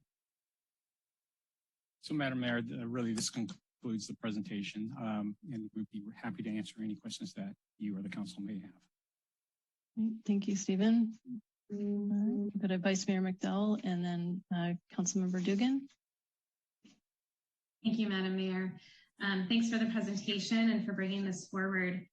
I'm wondering, Stephen, if you can give a little insight into why the youth center was chosen as opposed to maybe the library or another city facility. I'm a little disappointed that we can't put a battery backup as part of this project. So just wondering if you can shed a little light on that, please. So when staff really kind of looked at the three buildings, we looked at the ACC as well as the library and in the youth center. I think our original intent was to kind of use the both solar and battery system, at the youth center, as a possibility of having, because the library could be used as like a shelter. So the hope was to actually kind of utilize both the solar and battery system, as kind of a backup power supply instead of a standing, diesel generator. But as a result of kind of the location and how the solar panels were going to be situated, and then the size of the battery that would be required, it really did not make sense to actually move forward with both the solar and battery backup. But as Rafael had indicated, we kind of got one building that they would allow us to look at, and so we actually selected the youth center. But one of the benefits that I see with actually putting on the youth center is, the youth, they're very interested in, the solar activity. And so actually having it there is also, we also have the ability to use it as perhaps a learning tool for them as well, as they kind of grow and mature into more adults and kind of see the actual solar panels on a facility that they actually utilize. And one note, if I may, when we began the assessment, we did not know, it wasn't obvious that this would not be a strong opportunity for a battery system. That really only came out subsequent to the analysis. But As I noted, there may be future opportunities to add batteries as battery costs climb. It may be more favorable. And secondly, we are seeing this as a program that we would repeat, and there will be additional opportunities to add other projects in future rounds. Good to know. Thank you. Councilmember Dugan. Yeah, thank you, Madam Mayor. And yeah, I had the same question about why youth centers. So just kind of a quick one. Obviously the no upfront cost is appealing to anybody, but I'm always concerned that, we're not entering into a forever lease of our rooftops. What is the long-term ownership? Like after 20 years, do we take ownership of the system as a city? Or at what point can we, go in a different direction, and 20 years, 30 years, like how does this play out over time? Yeah, so that is an option. So if that's something that the city is interested in, we can certainly work that into the specific agreement. Yes, and we haven't gotten feedback from all of the agencies with regards to whether that will be of interest, but we can certainly explore that. Okay, thank you.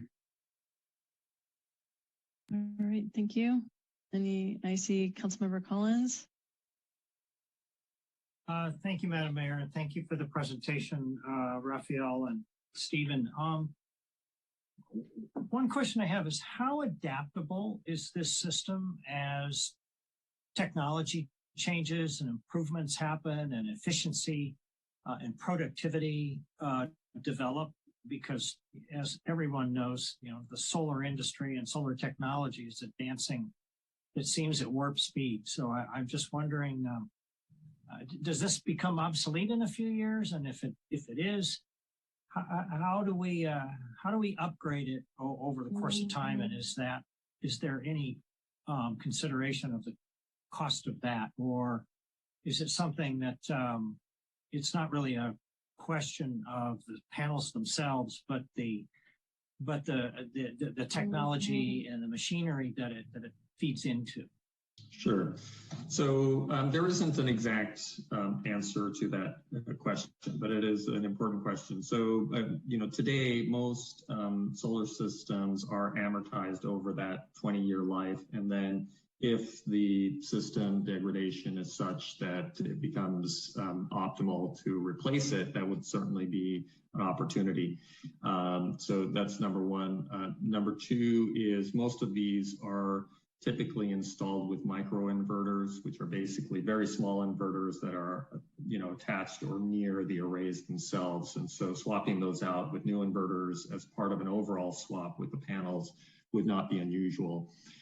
There has been some tapering in the efficiency gains in solar panels in recent years, although there are some alternate, panel technologies that are on the periphery that have been discussed with, several percentage points higher.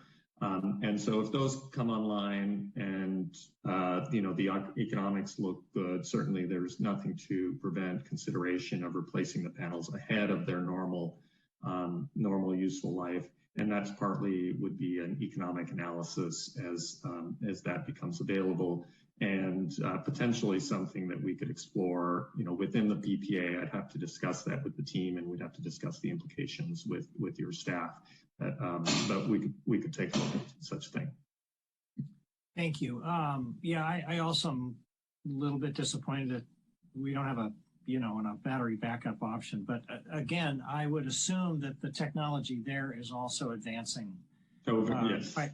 quite rapidly. And is it possible that maybe in a year or two, we'll discover that a backup system makes total sense and that we would do that? It's certainly possible. There are a couple major competing influences on battery prices today. Certainly the scaling of manufacture is causing a downward price pressure, but electric vehicles and large-scale deployments are causing upward pressure. So it's a little difficult to prognosticate, but there are alternate, non-lithium ion technologies that are also in the wings. And as I noted, the intention here is to design it to be battery ready. so that when the right time comes, right technology and costs and so forth, it could be more readily deployed. Thank you. And then for Stephen, am I mistaken, or did we put solar panels on City Hall years ago? No, we did not. We did put, the only facility that we do have is at the corporation yard, and it's on the warehouse Corporation. and in the garages. All right. And so if this works out, is that something that we may want to explore expanding to City Hall and to the library, for example? That is certainly a possibility. You know, I think this is kind of one of the first steps. Council may also be, may recall that, you know, we're also planning for solar panels at Fire Station number 16 as well. Right. Okay. Well, thank you. This is all good. All right, thank you. All right, I'm not seeing any additional hands from council, so could we move to public comment? I don't see any hands from the public. Okay, all right. Any further discussion? Councilmember Dugan? Yeah, Madam Mayor, just one final quick question following on Councilmember Collins. So as you know, good program, it's being financed elsewhere, so it's easy for us to say yes. But when can we do this again through Peninsula Clean Energy? Is this, are you guys gearing up to kind of help us put solar panels everywhere? Well, that's very much the intention. This is really a pilot phase for the program. It's a little bit, frankly, unclear how quickly the execution will go, but we are hoping to move pretty quickly on the RFP. There are supply chain issues right now with regards to equipment and installation, so I'm hesitant to give you a prognostication on exact timing of that. Our hope, though, would be that next year, in the latter part of next year, we would start a second round. And then every subsequent round should actually be able to execute more quickly, in fact, maybe even some pieces in parallel to each other so we can move much faster. Terrific, thank you. All right, thank you. And Crystal, no public comment? Let me check again. No hands at this time. Okay. All right, we'll go to discussion.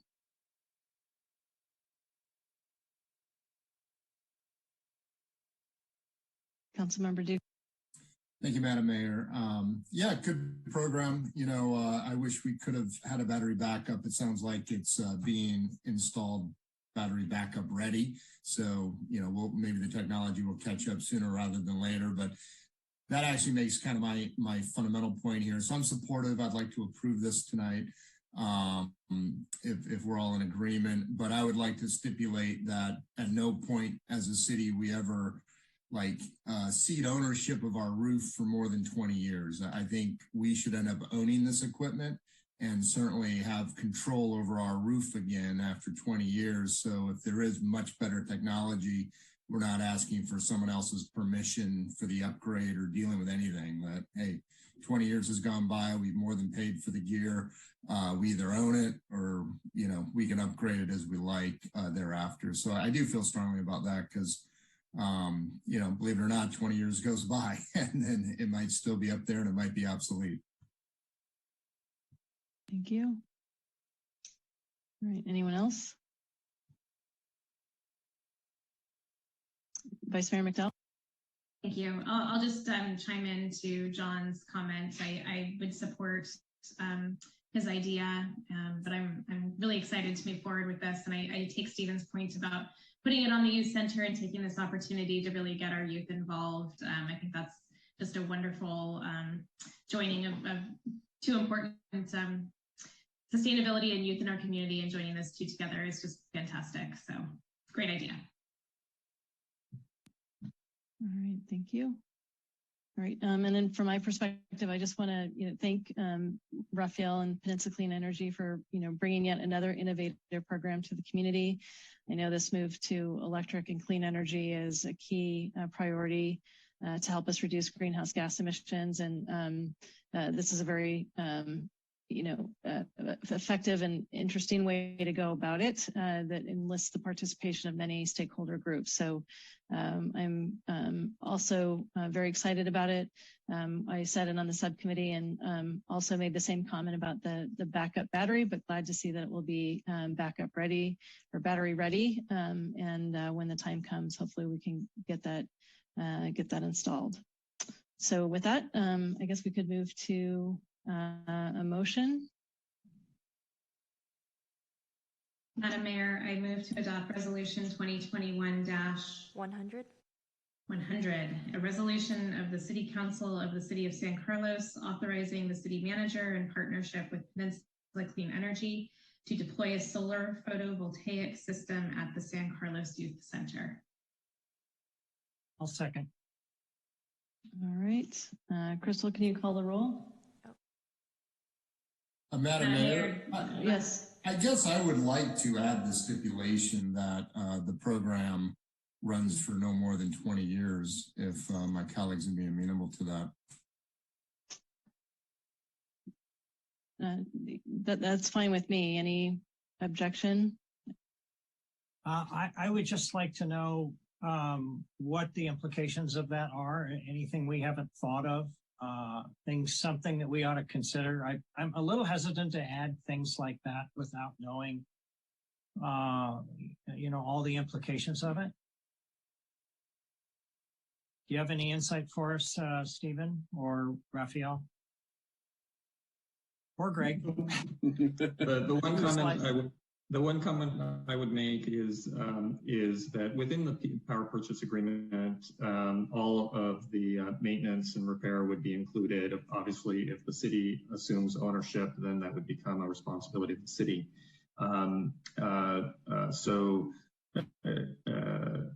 But there's no question that sometimes ownership can be effective and valuable. So it would probably merit some discussion with staff. We would certainly welcome it if the city wishes to go in that direction. There might be some value in a little bit of discussion on that, just so that it's fully understood on the part of all parties. I guess I'm comfortable delegating that to staff. I mean, Jeff, is that effective? That I think we do have a consensus that we don't want our roofs given away forever. Is it important that we make that part of the resolution, or is that better left as just a simple delegation? I'm good either way. I think we have more flexibility if it's left out of the resolution. I think the direction of the council is clear on that issue. So we'll certainly look to put together an agreement that would honor that direction up to the point of it, maybe not working and causing the project to not happen. And if there are any, major obstacles that we feel like kind of go beyond the scope of what we've talked about tonight, we'd simply come back to you and have another conversation. Okay, I'm comfortable with it being a delegation, then sure. Right. All right. Thank you. So, Crystal, can you call the roll? Okay. Vice Mayor McDowell? Yes. Councilmember Dugan? Yes. Councilmember Collins? Yes. Councilmember Rack is still absent, and Mayor Parma-Lohan? Yes. Thank you. Okay. At this point, I'd like to suggest we take a 10-minute break. Sounds good. All right. Thank you. We'll be back at 9:40.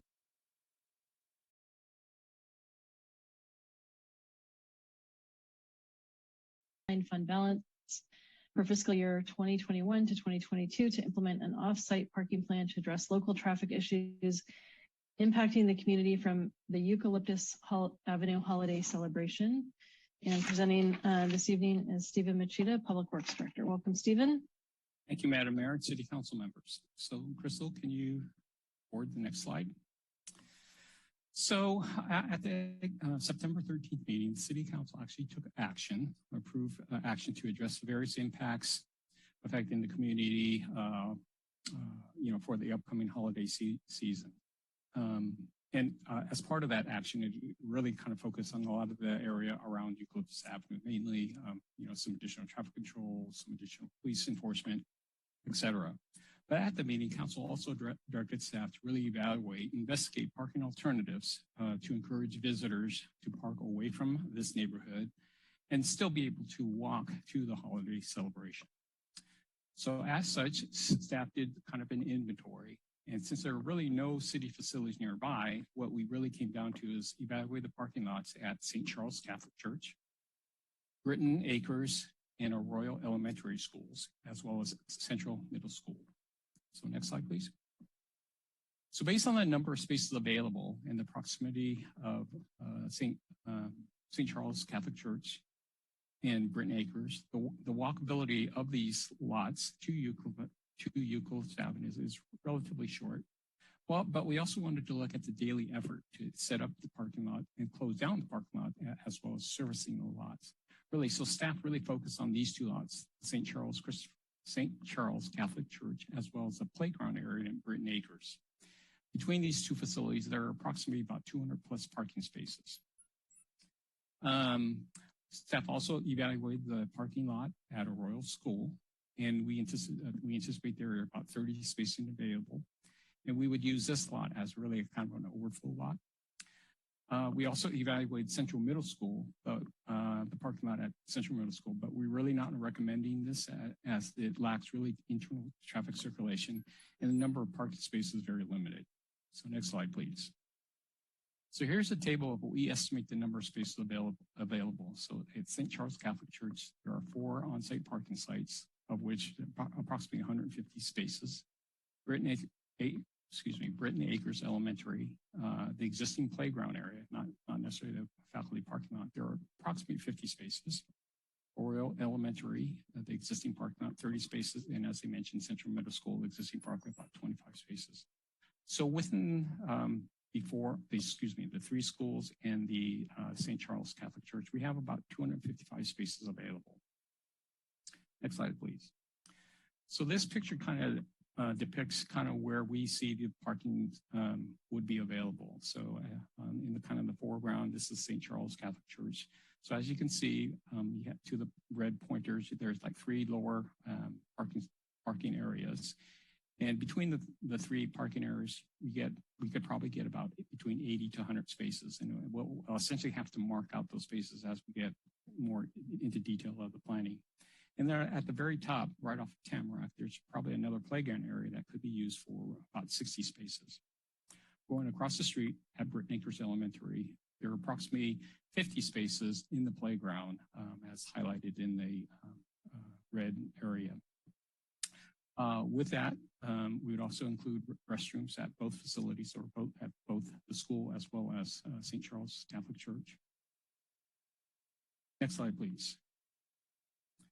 So here, this photo really depicts the 2 schools, Central Middle School as well as Arroyo in the foreground. So basically, we were thinking of using Arroyo as kind of the overflow. It has, fairly decent circulation. You have the entry driveway and exit driveway, and about 30 marked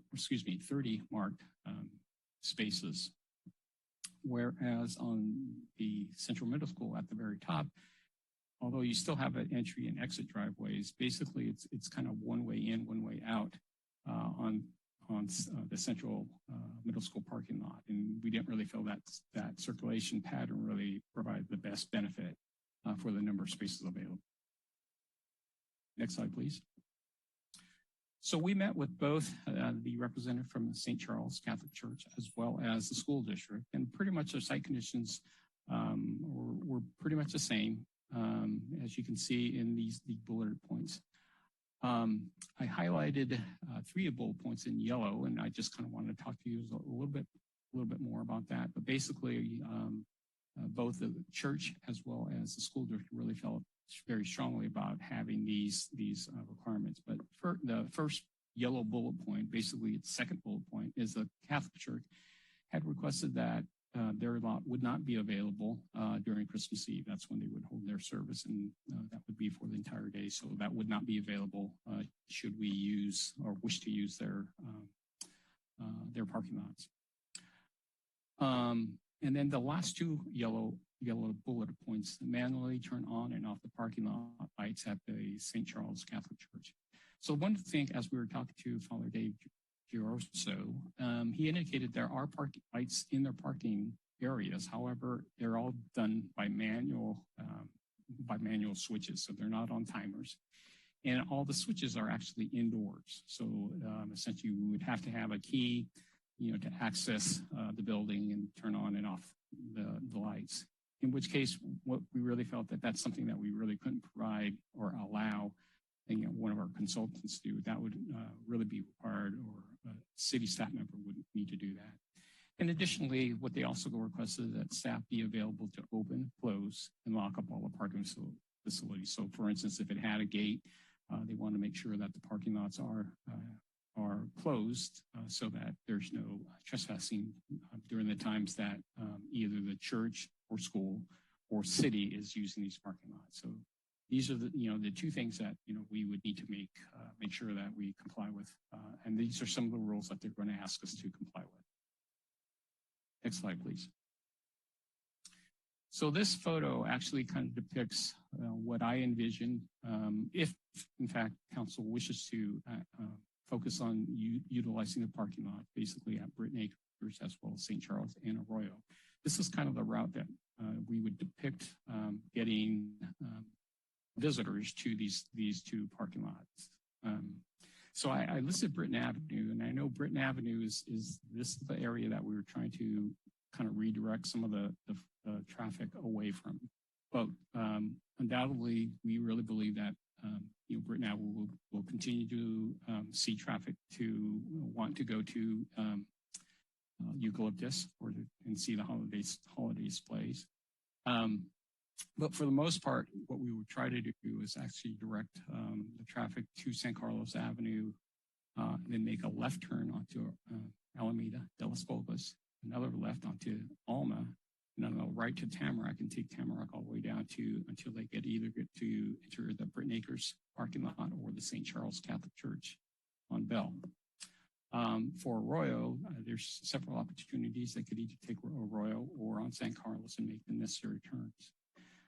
These really only depicts kind of the major thoroughfares that we can identify. As you can see, since these are all local streets, there are probably numerous ways that you could get to either the parking lots or, for that matter, even Eucalyptus holiday lights. Unlike like a sporting stadium or another facility where basically the parking attendants generally can control where people enter and exit, parking facilities.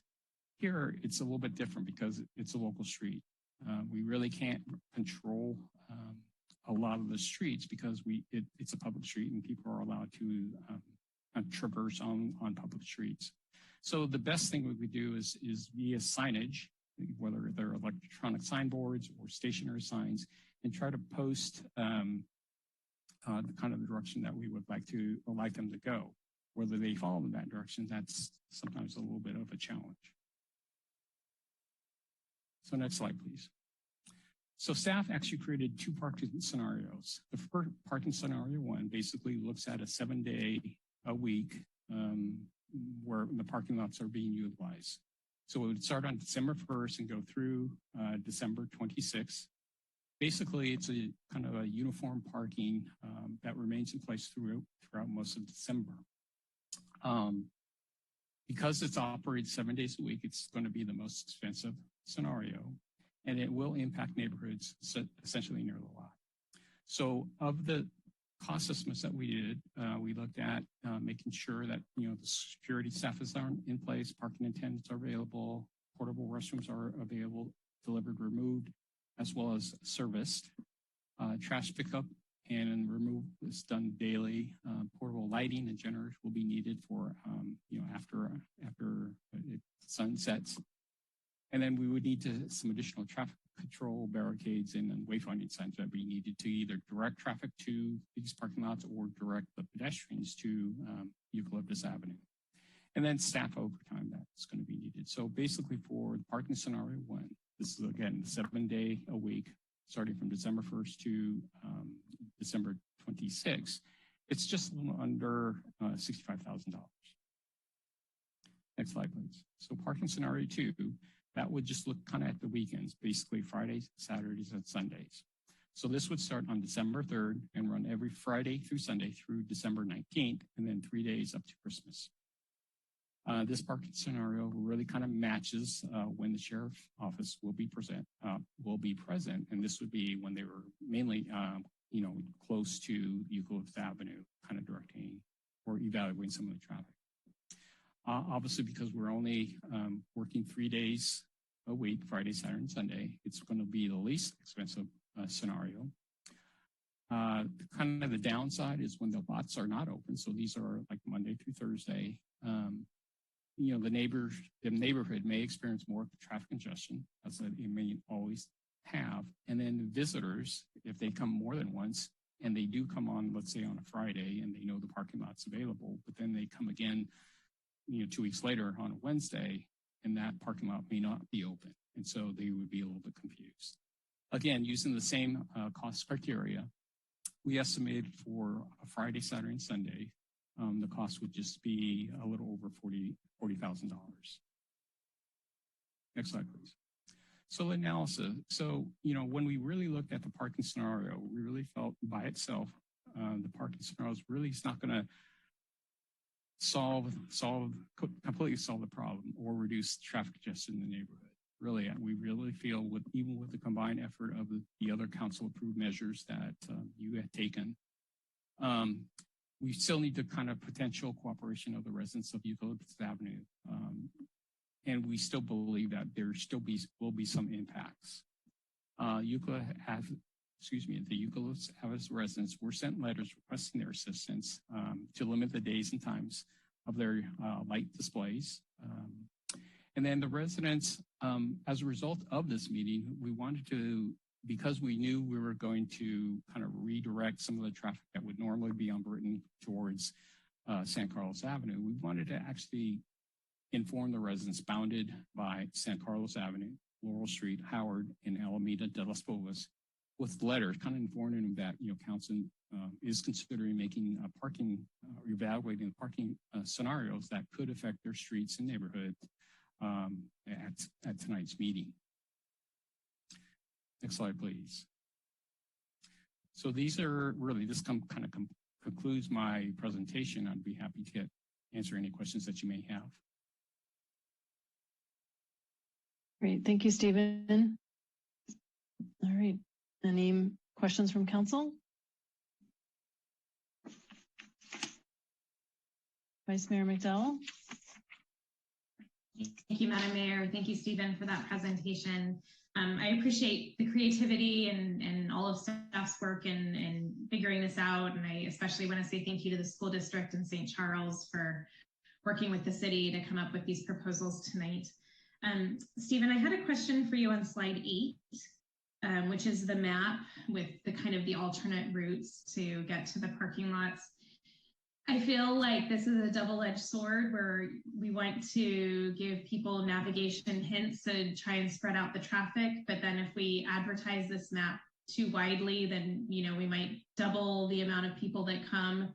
What is your thinking on how to publicize or not publicize this map?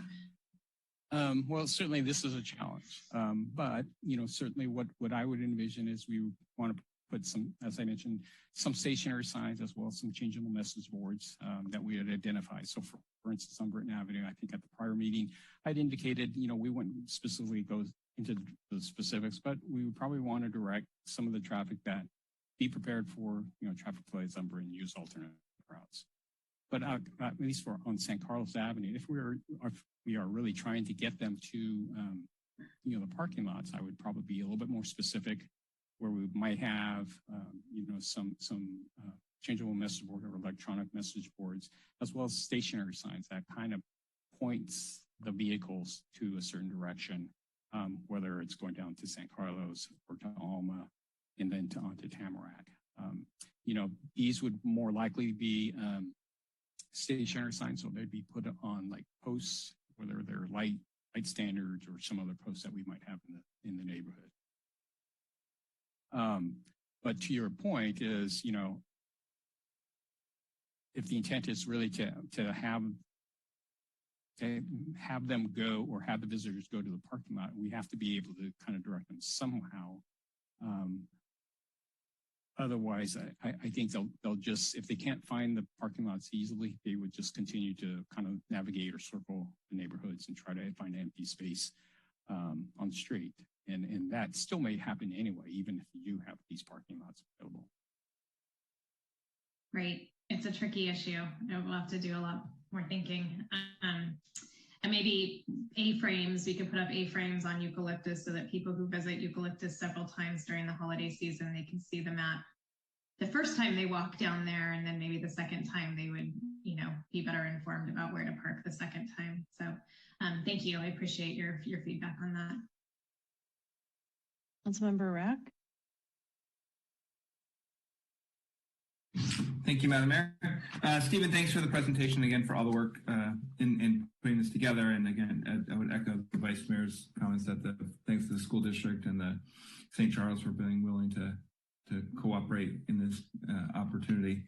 Can you tell me, so in looking at this, I guess the question is, so if you've got people coming down, if the map were to go further, as I'm looking at to the right on Laurel, would you anticipate kind of just trying to direct some people off Britton to Arroyo or San Carlos Avenue from there? Yeah, I think really our thought was, we want to really try to divert traffic away from Britton. So if we could, use other alternate streets, that's where we were thinking. So that's why we really felt Arroyo is a possibility. However, one of the concerns is Arroyo, as probably council is all aware, a lot of our streets are very narrow. And so, that's always the challenge is, you're going to actually increase some of the traffic on some of these very, very narrow streets. And so that's kind of the balance that we would actually have to play out. So, but we really felt because, Royal School, if that were truly the overflow lot, actually that could be the starting point. But, if in fact they were coming from Laurel, there's, as I mentioned, there's probably various ways they could get, from Laurel to Eucalyptus, either by vehicle or by walking. Okay. And then the second question I have is, you mentioned that you don't, I guess I struggle with this a little bit because you mentioned that you don't think putting parking at all is going to have any impact. I guess I would disagree. I think that adding the parking piece would be more impactful than potentially some of the other measures we passed earlier and appropriated some funds for. So I'd just like to understand why, and I get it's complicated, why you don't think this will have any impact potentially. Well, maybe impact is maybe not the right answer. Yeah, but. And certainly, I think this is something that my staff actually had to stew on, because it is something that is very challenging.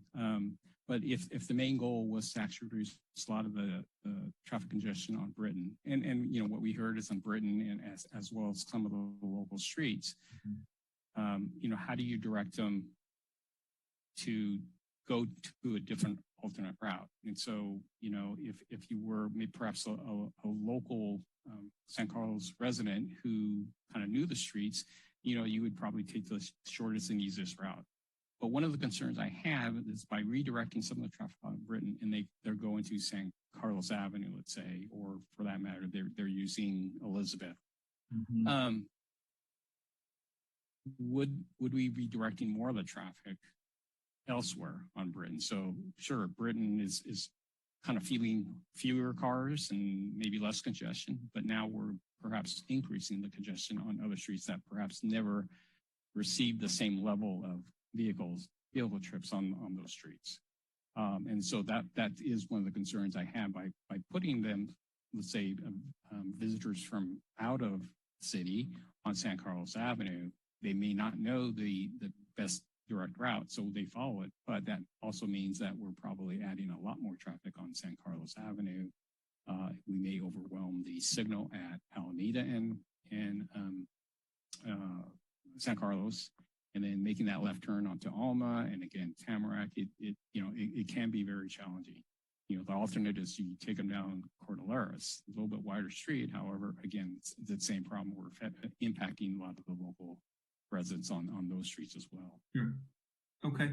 And then just my last question is there, with how you sort of imagine the cost structure and the potentially for sort of any kind of contracting, I know there's sort of two different options.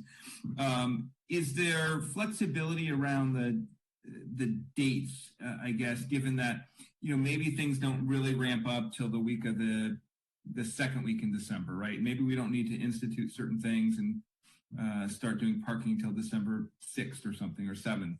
Is there flexibility around that? And I guess this as a quick follow-up, maybe if we end up, supporting this sort of, I'd love to get a post-mortem for us to look at, like when the traffic really starts to ramp up in terms of the overall program. So maybe we can adjust next year on all the things we've looked at.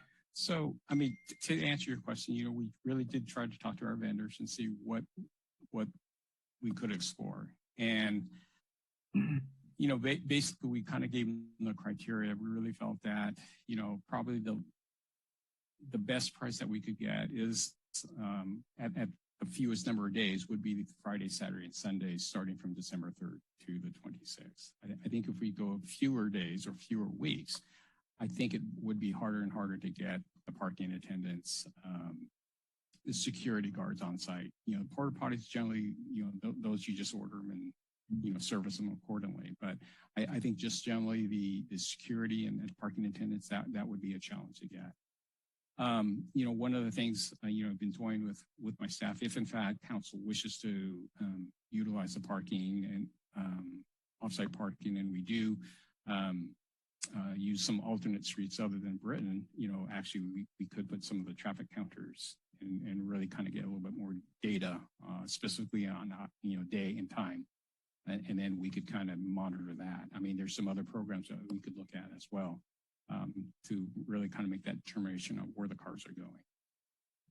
Okay. That's super helpful, Stephen. Thank you. Thank you, Madam Mayor. Thank you. Councilmember Dugan. Yeah, thank you, Madam Mayor. Yeah, Stephen, thank you for, this is a lot of work to try to piece this together, and it's not a normal problem set for public works. So appreciate that. And I definitely appreciate the willingness of St. Charles and our school district to lean in and help out as a community. I guess, kind of my lingering question is, can you please characterize, so you notified Eucalyptus, I believe you've had a lot of conversation, where are we at as far as Eucalyptus kind of meeting us on this in any kind of collective, organized, responsible way? Well, that's a good question. To my knowledge, I mean, I haven't really spoken to them, the Eucalyptus residents for a while. As I mentioned, the letter that was sent to the residents specifically, I don't believe they really responded back, where we did ask them for some of their kind of cooperation, where they do either reduce the days or the time or the length of their holiday displays. We really haven't heard back from them. Perhaps they're in the audience tonight, and perhaps they would share that, but we hadn't heard. And so, I think from my previous conversations that I had with them, they pretty much said that, all they're doing is they're just decorating their houses. And so, So I'm not 100% sure where Sonia lives, but there are no other people that might be from Eucalyptus on this call this evening at the moment, unless they're on Peninsula Television. But I guess, so do we have any ability to kind of have an ordinance around when the lights can be on, or what days of the week, or how late into the evening, or is this just a public, a property right? You can have holiday lights on all night if you want to, and you can, decorate the trees in your yard if you want to. I mean, I get that. Do we have is there any ordinance or any way we can put bounds on this thing? I think I'll answer that with I looked at that, and there's a case in Texas where this city had to settle with a property owner over a light display, which gave me a little pause to think about time limitations. But generally, I mean, there may be a way to constitutionally provide for a time limitation on holiday displays, but I think it's definitely expressive conduct, and it would be very difficult to do that. Okay, thanks. I'm just, you know, it is hard for us to totally bend over backwards as a city without a partnership here. So, you know, I love this holiday display. I go by it every year, but it is kind of hard for us to navigate this in a bit of a vacuum. So here's my last question, and it's a serious question. It really is, and it comes from a conversation I had with Jeff earlier today. So maybe this is more for you, Jeff. You know, we approved $220,000 towards this in our last meeting, and we're talking about another $65,000. So my question is, what kind of a light display, holiday display, could we do on Laurel Street for $285,000? A pretty good one, although staff can correct me if I'm wrong. I thought it was 110,000. Well, it's 110,000 each year. So this year and next year. So presumably we could roll that into buying all the lights this year. And then what does it cost to put them up next year? Right. So. Right. Yeah, no, it would be that would be a significant increase to what we spend on the night of holiday lights in terms of the lighting. We do the downtown and the Christmas tree, and you know, it's not cheap, but yeah, to your point, it would definitely be a significant increase either in the amount of lights or in the area of lighting, however you wanted to distribute it up.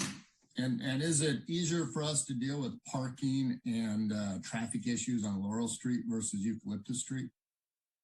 Well, I mean, I would ask Stephen to weigh in on that, but my assumption would be that you have more parking infrastructure, obviously, in the downtown area and its proximity to larger, you know, regional arterial and freeways and public transit provides options that, you know, simply couldn't be provided in sort of the core neighborhoods of our community.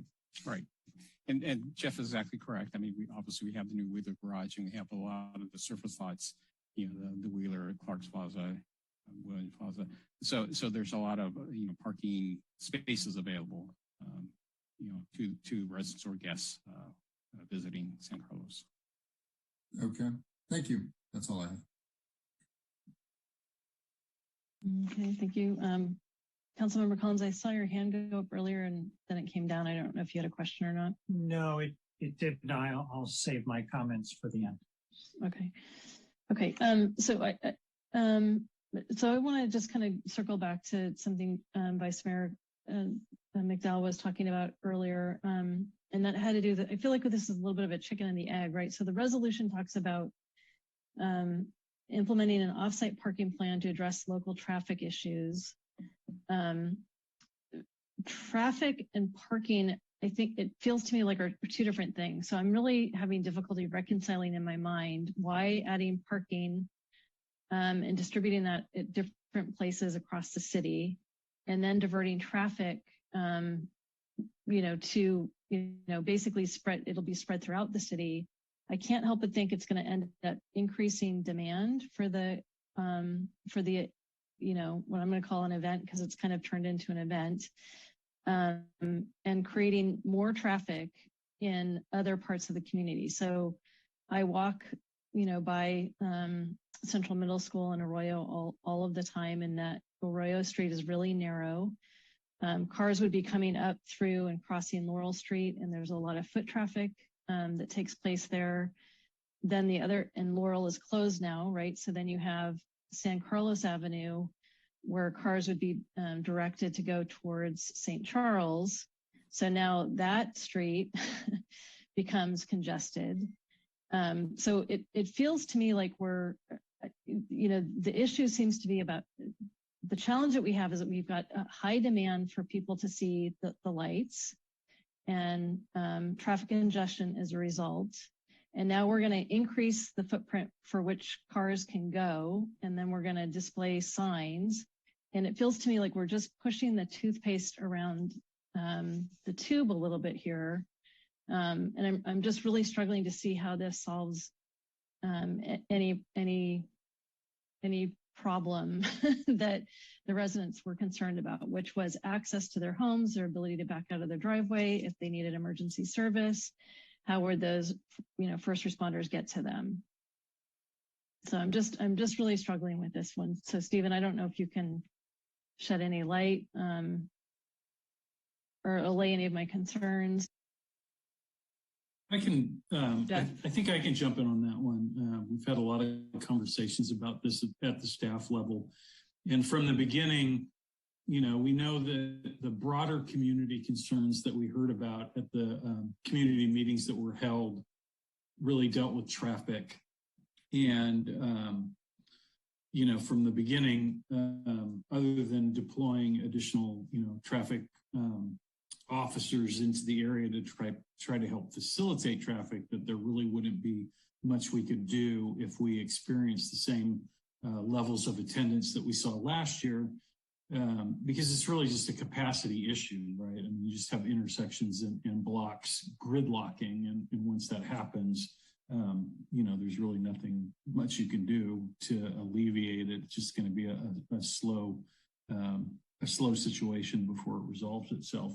But in terms of the parking, one of the comments that we heard at your last council meeting from the public that would be addressed by parking as an example, and it's really how I think we see it at the staff level, was a comment that a resident made about not being able to have guests come to their home during the holidays that have their family over or their friends for holiday events because there was no place to park. This might help with that type of situation because it's increasing the available capacity of parking in the area. But in terms of flow or being able to park right in front of your home or emergency vehicles, I think we need to be cautious about thinking that, anything that we can do is really going to change the traffic flows in the overall area. It's a small area. There's not a lot of roads that lead in and out of the area. Obviously, those roads were never designed for this amount of traffic.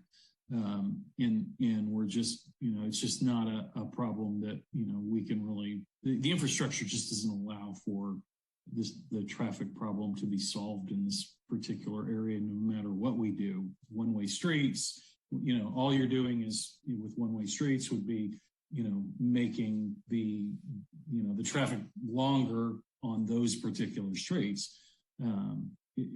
So it's just simply a capacity issue. So that would be the one area, in terms of increased parking within the neighborhood that would benefit from this. But it's unlikely. I mean, we certainly would keep our fingers crossed that, it has some effect on traffic, and we can, study the numbers a little bit more, and we'll have a lot more eyeballs out to see how it might affect. But it shouldn't be advertised as, a big solution to traffic problems, because I think the public would be very disappointed in the outcome. Yeah. So Jeff, I appreciate that. I guess my concern is that, by design, what we know about Laurel Street closure is that people want parking very close to where they're going. And these parking lots are at least half mile away from the venue. So again, I'm struggling with, I hear what you're saying about, it would potentially help those people who live near Eucalyptus Street to be able to entertain over the holidays. But again, I just don't, it's not adding up in my mind based on what I know about everything that we've heard about the lack of parking downtown in Laurel Street. So I'm just really struggling to see where the added value is with this. And to Councilmember Dugan's point, we did appropriate $110,000 for this for 1 year already, and the costs are potentially going up, significantly on this. With a real lack of, any kind of certainty that we're going to get out of it, what we're trying to get out of it. So I've just got some real concerns about that. Councilmember. Thank you, Madam Mayor.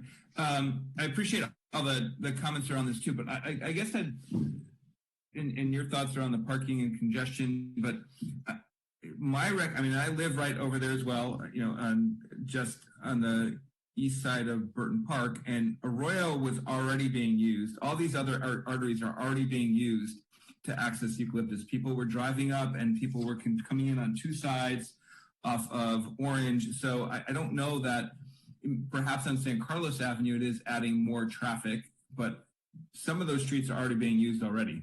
So I don't know that there's the same impact that we're worried about. People might drive up Arroyo that they were going to go anyway and see if there's actually parking.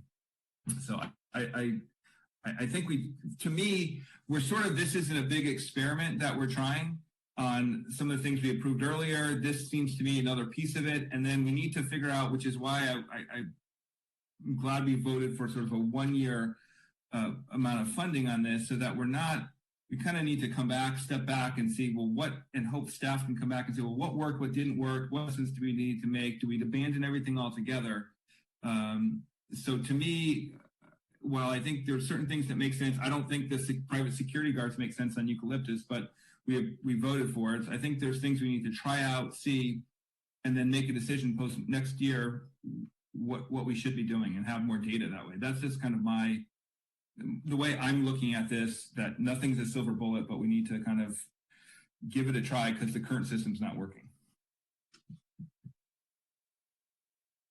Okay, thank you. So I don't see any additional questions from council. Crystal, are there any members of the public who wish to make comment? Yes, there is one hand up. Sonia Elks, you should be able to unmute. Thanks for this discussion. Very interesting. It's a hard problem to solve, and I appreciate everybody's ideas. I just had a thought. If somebody was, it'd just be nice to be able to tie in the lights on or off to the amount of traffic directly. So at a certain point, when it starts to impact, when traffic is moving, stopped moving, then it would be lights over. And I don't know if there's a way to measure the speeds on the streets and figure out over the course of the December time, measure those, and then,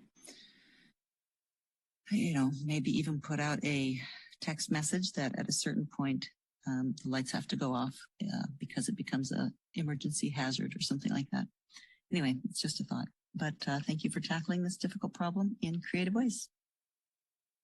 Thank you, Sonia. Greg, can you talk a little bit about, there was a recommendation made to the community members to think about limiting the duration of the displays in terms of number of days and hours. There's a recommendation from the community member that we are kind of direct them to do so. Could you talk a little bit about the implications? Well, I think what we've tried so far is to get voluntary compliance with a limitation, a time limitation, and just ask the question. It's on the theory that some of the participants might think that's a good idea to mitigate against the traffic, so limits the duration on each night. We haven't got a response that I'm aware of yet to that. So it's sort of we'll have to see if some of the members of the community in that area will give that a try. And I touched on, I think, some of the legal issues that I think exist for trying to force something like that. I think there's something that we'd really have to study and do an analysis to narrowly tailor any kind of regulation that might affect people's expression in the form of the lights and the displays that they do. That's the legal standard. It would have to be very narrowly tailored. Strict scrutiny would probably apply because it's a First Amendment issue. Yeah. Okay, thank you. All right, and I'm just noticing that we're getting close to 10:30, so we need a motion to extend the meeting. Madam Mayor, I move we extend the meeting to 11 o'clock. Second. All right. Crystal, can you call the roll? Councilmember Rack, Yes. Councilmember Collins, Yes. Vice Mayor McDowell, Yes. Councilmember Dugan, Yes. and Mayor Parmalohan. Yes. And there are no more hands from the public. Okay, thank you. All right, so let's move to council comment and discussion. Councilmember Dugan. Yeah, thank you, Madam Mayor. Yeah, it's just kind of a challenging issue. I've always loved the holiday display. I think it's a great example of, just kind of, grassroots level community, something we can be proud of as San Carlos that, this has just kind of come up, but, I guess negative externalities would be the word. Just lots of people aren't happy with how it goes down over there, and access issues, traffic issues, everything we've been trying to solve. But it's a difficult problem. We have no actual control. I guess I'm just generally disappointed that Eucalyptus is not participating in this process, right? I mean, they're not really at the table. They're not really helping us work with this. If we could count on some voluntary limitations, or, just some level of, it doesn't feel to me like we can solve this independently just by throwing money at it. And, I didn't really like everything we approved last time. I guess I'm not really excited about a parking scheme that staff doesn't sound very confident in. And then I honestly would like to just throw it up. What have we spent all this money on just making a great display on Laurel? And, I mean, not just provide something else people might prefer to go to, or might go to as well, and cut the traffic down just by having something else great going on in town. I mean, I think for this kind of money, we could actually do something cool somewhere. And boy, wouldn't that be more fun to try than like parking attendants and signs and, and all this other stuff, and police presence. And, I would like to think differently on this one. I really would. I'm kind of frustrated, but I'm like, why not? Why not just do a great display on Laurel with this money? Thank you, Councilmember Dugan. Councilmember Collins. Thank you, Madam Mayor. I agree with Councilmember Dugan, except for the display on Laurel Street. I just think that this is a situation that'll probably get worse if we spend money on it. I think we're just creating another attraction for people to come and see this. I'm really struggling with this. If I was going to vote for anything, I would vote for that option too. But even that, I'm not enthusiastic about it. I think we're just going to create more problems. This is a private celebration on, that private homes put on every year. The fact that we sent a letter to them and we got zero response. My word. I find it almost impossible to get enthusiastic about spending any money on a parking problem that I think just may make the problem worse. So I wish I could be more positive about it, but I just can't. It just doesn't make any sense to me. Thank you, Councilmember Collins. Councilmember Rack, and then Vice Mayor. Thank you, Madam Mayor. I guess I had two comments. One, I think that since we've already spent the money, or agreed to spend the money on the other part of it, we should try to complete and look at this holistically. And if we're going to do it one time, and do some sort of parking, because I do think part of the problem is we're not trying to get cars off the street. But I guess as an alternative, I'd be more than happy to bring up at the next agenda setting item that we rescind all the funding that we approved and go back and let them fend for themselves and not do anything. Because it sounds like that's what Councilmember Collins and Councilmember Dugan would potentially prefer.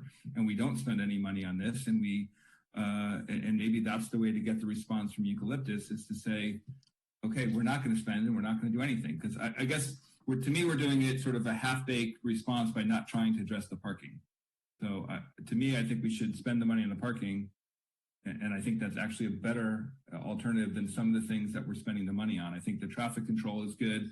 I don't know that some of the other things that we've already appropriated make a lot of sense to me. So that's, I'm going to certainly make a motion to approve the parking, and I guess we'll see where things are. Vice Mayor McDowell. Thank you, Madam Mayor. I feel like things are getting a little contentious. So I agree that this year is an experiment, and we're so far down the road with this after all of the community dialogues and the outreach and taking public comment, and we're 2 meetings into this. I'd like to see this through this year and then reassess in a big way in January what was successful and what wasn't. Maybe none of it was successful, maybe only small parts of it were. But I actually would support doing the 7 days a week so that we do have kind of that broader overview, so that we can take all the data and make an informed decision in January instead of doing something halfway here and halfway there. With that being said, if we're hiring parking lot attendants, I would like them to keep track of how many cars are parked each night. I think that that's something that they can do. I think that, if this is successful, I would like to consider charging for parking in the future to offset our costs. I think that, we've been looking at this for so long. We put a lot of staff time into it, not for the eucalyptus residents per se, although they're a part of this, but for the broader community, because we have heard so much from the broader community about how this event, this holiday event, is impacting their lives. They can't have their families over. They've got people parking in front of their driveways. They can't get in and out of their houses. They're worried about emergency response. So, I do think that it's important that we try this year to address this for the broader community that is feeling these impacts very directly. And so that's why I would support trying out this parking solution, but being very sensitive to how we put those maps out with an effort to not not to double the attendance, because we don't want that. I would rather keep it, consistent and see if, what we do alleviates the burden. I mentioned that I feel like this is a holiday event. I put lights on my house and hot dog vendors don't show up on my street. I think when hot dog vendors show up on your street, you have an event on your hands. And so I too feel disappointed and frustrated that the eucalyptus residents have not come to the table. I would implore them to reach out to the city. I think that the city is making some really good faith efforts to help, make some improvements here. And I agree. I think we need to have that discussion. Okay, that's it for me. Thank you. Right, thank you. So I guess, my perspective on this is that, I think that the city and staff and council are going to extraordinary lengths to try to address this issue. And from everything that I hear from, Greg, our city attorney, is that these neighbors on Eucalyptus Street have every right to do these displays. The magnitude of these displays are creating adverse impacts on their neighbors, and we're doing our best to step in. And I understand staff sent out 2,500 letters to everybody in the community. And it's interesting and curious to me that no one is on this call tonight to weigh in. We have one resident that provided comment. The issues in my mind that we addressed with the last package had to do with public safety and health. In this particular case, again, I think the safety issue again is the traffic, but we don't have any control over how many people decide to come into San Carlos. So long as those lights are displayed every single night, every day of the week from Thanksgiving to Christmas. I also believe that this isn't a scientific experiment. We're not going to necessarily be able to isolate what worked and what didn't work. We don't have a true baseline of how many people came in last year to visit the lights. We know that there was extraordinary circumstances. Those circumstances may be different. So I don't know that we're going to know whether or not any of these measures are going to have a real positive impact on the community or not. I don't think there's any way we may not be able to discern it. So I just want to kind of put that out there, right? We don't have any kind of a control. Whenever you do any kind of experiment, you have a control. We don't have a control in this case. And I'm also a little bit worried about Christmas Eve at St. Charles. How are we going to make sure that the people who park in that parking lot are not going to see the Christmas lights, and how will that be managed? I don't know that we're going to be able to control that after a full month of people being able to park in that parking lot. Now, I don't know that that's our problem to solve tonight, but I'm just putting it out there. So I don't know. I don't know what more I can say about it, but it's just a conundrum, right? I know people like these lights, but it's causing a lot of problems, and the city's doing its best effort. And I don't know that we're going to be able to mitigate the impacts of them. So, Councilmember Collins, if you'd like to make a comment. Yeah, I just wanted to respond a little bit. Jeff informed me that he sent out 2,500 letters to the community. Nobody called, nobody showed up tonight, basically. These are well-publicized meetings, but we could have problems either way. If we put in one of these parking plans, it could prove to be such a problem, such a disaster that we decide, we're not going to do this next year. Then we don't do it next year. And everybody says, why didn't you continue the parking? So it's one of these, damned if you do, damned if you don't situations. If we're going to approve any kind of a parking situation, I would rather go with the minimalist approach and do the one where it's limited to, I guess it was a 16, 17 day period. I would probably be okay with that. But again, if we do it and it doesn't work and we stop doing it, then we have a real problem. For years, this thing's gone on for years and years and years, and we haven't really done anything. Now we stuck our toe into it. Now we're going to stick 2 toes into it. It's not something that I'm really comfortable with. So if there's a motion for the lesser parking plan, I think I'll vote for that. But otherwise, I can't support the more robust one. Thank you. Councilmember Dugan. Yeah, thank you, Madam Mayor. I guess where I'm at on this is I'm really hung up on the parking signage. I mean, these parking lots are not so adjacent that they're going to be naturally used. So then we have to put these signs up. And I agree with Vice Mayor McDowell and others. I mean, I don't think you can put these big signs up announcing parking for an event and not expect a lot more people to follow the signage. And I guess maybe I'd like to just parse that out. I mean, I'm all for, if we think it could help, let's try it. Let's see if it helps. And yeah, I agree, Ron. If we put it out there and then decide not to next year, we'll take some lumps over that. But I mean, we're feeling our way through this thing. So for me, I'm just kind of on that narrow issue. Do we think the signage is going to make the problem worse or not? I actually tend to think it makes it worse. And that's kind of how I think I need to make this decision. Do we have a consensus, at least on that? Do we think the signs make it worse or not? Councilmember Collins. And then I think we need to move to a motion. Yeah, I agree. I think the signs would make it worse. I think you make the parking available. Let's not advertise it. Let's see where that goes. The things are bad now. I just think we start advertising, it just gets so much worse. I won't say anymore.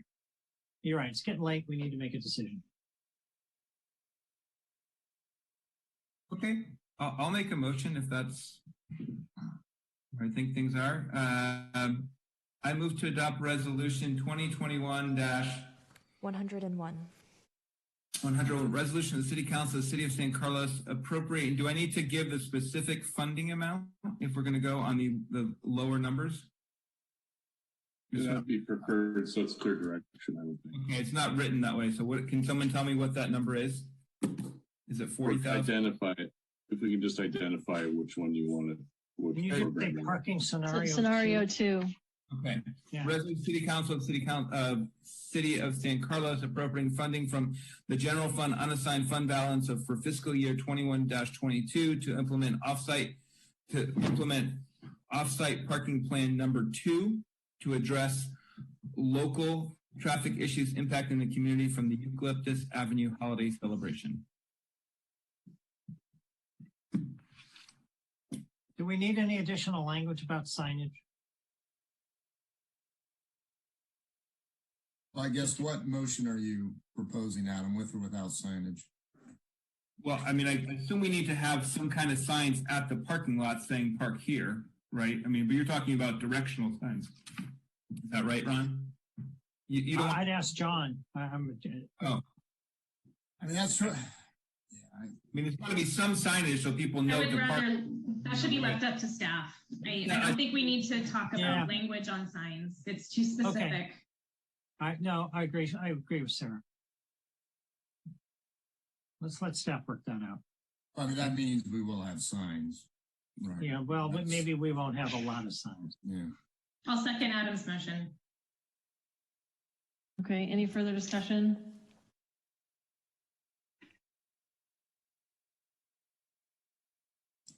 I'll just say that I will support this just simply because I think we'll either find out if it works or not. So let's try it out.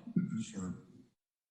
Yeah, I mean, I'll support it, but very reluctantly, and I don't know that we're going to get any answers. So I'm going to set my expectations and be surprised if we get some insights out of this. I'm willing to be wrong.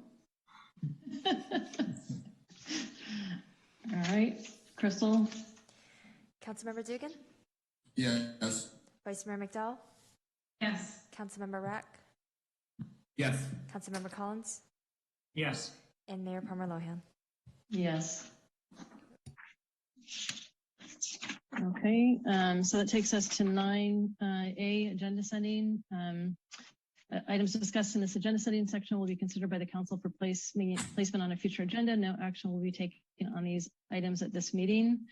The item here is consideration of agendizing item to discuss appropriating $151,000 for rent forbearance to assist with evictions associated with COVID-19. So you, council may recall that early in the days of the pandemic, we created a rental relief program for people who were impacted by COVID. Since then, obviously the pandemic has been extended much longer than I think anybody had anticipated, as was described earlier tonight in a previous agenda item. More recently, the eviction moratorium has been has expired. And we know from recent actions council has taken, we do have people in our community who are stretched pretty thin, and the economy is still recovering. So I'd like consideration for this council to think about putting this item on a future agenda for consideration. I'd be in favor of it. To support it. Thank you. Councilmember Rack. I'm not opposed to it. I just have, and maybe I can't ask this because of its agenda setting, but I don't know that we ever got a report on the initial set of funding that we did. So is there money left from that? And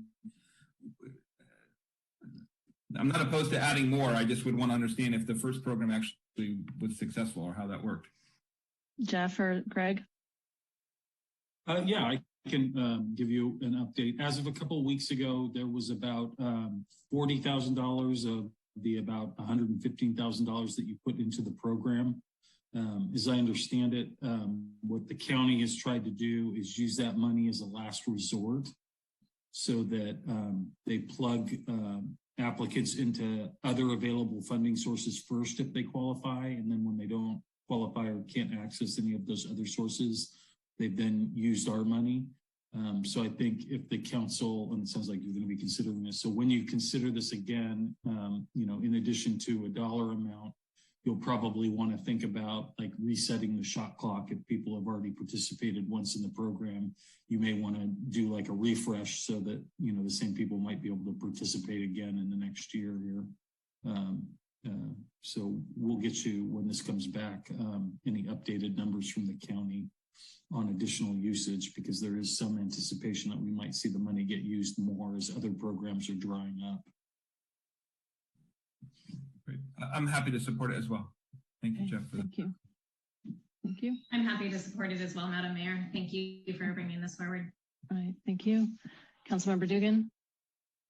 Yeah, it sounds like we're green on this one. So I do have an agenda item that, I actually think must relate to this. I was at the Council of the Cities meeting, I think in June, and our Congresswoman Jackie Spear gave a presentation and even handed out a list of the federal appropriations down to every city in the county. And the number next to San Carlos at that time back in June was $5.3 million. And I guess I would just like to get on the agenda. What is this federal money? Is it coming? Do we know how much? And, and what do we know at this, when it's presented to us, I'd like to know, like, how can this money be spent? And, how are we going to go about determining that? That's a significant impact on our budget. And I just think we need an update of where that's all at. Okay, so Councilmember Dugan, are you proposing a report to council on that? Yes, yeah, thank you, Madam Mayor. Yeah, just a report to council on the federal relief funds, how much and how we might be able to use them. Okay. I think that's coming anyway. So we'll just let staff, get their act together, and when they have information for us, happy to hear it. Councilmember Rack. Thank you, Madam Mayor. I guess, John, I appreciate you bringing this up. I guess my concern is we keep kind of slipping on what is the agreed upon agenda setting process. This seems to be happening more often. And so I just want to get some clarification from Greg so that we're not getting ourselves in any issues on this. I'm not opposed to, getting as Ron stated, a report on this, but I would like us to kind of follow the process that we agreed to. Yeah, thank you, Councilmember Rack. This might be, the balancing that the council has to do about, when and how urgent something is, I think is part of this process. So this might be one of those ones that we could put it on agenda setting next time so we could have a more detailed discussion about what exactly the council wants. And then it could go onto a future agenda when staff's ready, as opposed to certain items where, hey, if we have a deadline at the end of the year, we might want to say, hey, we've got to act on that one quicker. And just because someone hadn't reached out to Jeff during the week and thought of it at a meeting, or we had a public comment on it, we can try and address those types of matters then. Because I have a feeling that once we have the money in hand, and I'm not sure we have it in hand, but I don't think we do. But we would, the staff would definitely bring it forward to you, as Councilmember Collins said. So in short, I think this might be one of those ones that we could put it on agenda setting next time and then have a more robust discussion about what is really desired. And maybe we could do a little bit of homework in advance about that question that came up earlier tonight about, are there any mandates? Are there any things that we have to spend it on? Yeah. Thank you. And just for my own edification, since Councilmember Rack brought it up, there was a sense of urgency around the subcommittee for staff retention issues. So Greg, could you, in the context of your answer, help us understand where that one fits in as well? Because I'm hearing from Councilmember Rack, he wants some consistency about how we approach these, and that one was handled differently than the proposal from Councilmember Dugan. So I just want to make sure that we're being consistent. That's a good point. And we're, like I said, I think we're trying to balance the desires of the council to move on something more quickly. And so it's your call really when you talk about that. I mean, because it's not really improper to agendize something at a meeting that came up or a council member thought of. It's just the safe harbor allows you to talk about the reasons that you might want to agendize something in more detail, because we've got it on the agenda as an item. Even though it may be limited, it's still there. Whereas it just comes off at the, it comes up during a meeting, you really can't talk about in great detail the particulars of the item because it hasn't been put on the agenda at all. So it's really gives you more freedom to talk about the propriety of putting something on an agenda and dealing with the staff time and all the other issues that we've grappled with over time. But again, it's just not prohibited. It's just so I'm trying to let you move things forward if you want, but because it's not really prohibited. But I think the council has to weigh how important it is and how quickly you want to see something. Okay, thank you. All right, Councilmember Rack, does that address your concern? It does, and no, I appreciate that. It sounds like if it's going on in the context of an agendized item, it's handled a little bit differently. And then, John, I think on your side, I'm not opposed to supporting it. So I think if we can put it on the, if you're comfortable putting it on the agenda for the next meeting, I'd be happy to support it. I just want to try to get us back on track with the process. If you're okay with that. I'm okay with that. I don't see an urgent desire, and I agree, Ron. I'm sure, we were going to be told about this eventually. I guess I'm just a little surprised. It feels like 3 months has gone by. But I guess, though, Adam, I don't want to set a precedent in that way, not with regard to what I'm suggesting, but just in general. I think it's okay for us to, have a very narrow, limited discussion like we did tonight and decide, hey, maybe we do want a new subcommittee and not really go into detail. So I'm not sure we want to say we're never going to do that, because I think sometimes we will want to do that. That's all. But I think what Greg was saying, John, was that if it's in the context of an agendized item, then there's more flexibility. I see. Yep. Versus something random at the end of the meeting. Yeah, that's the point I was trying to make.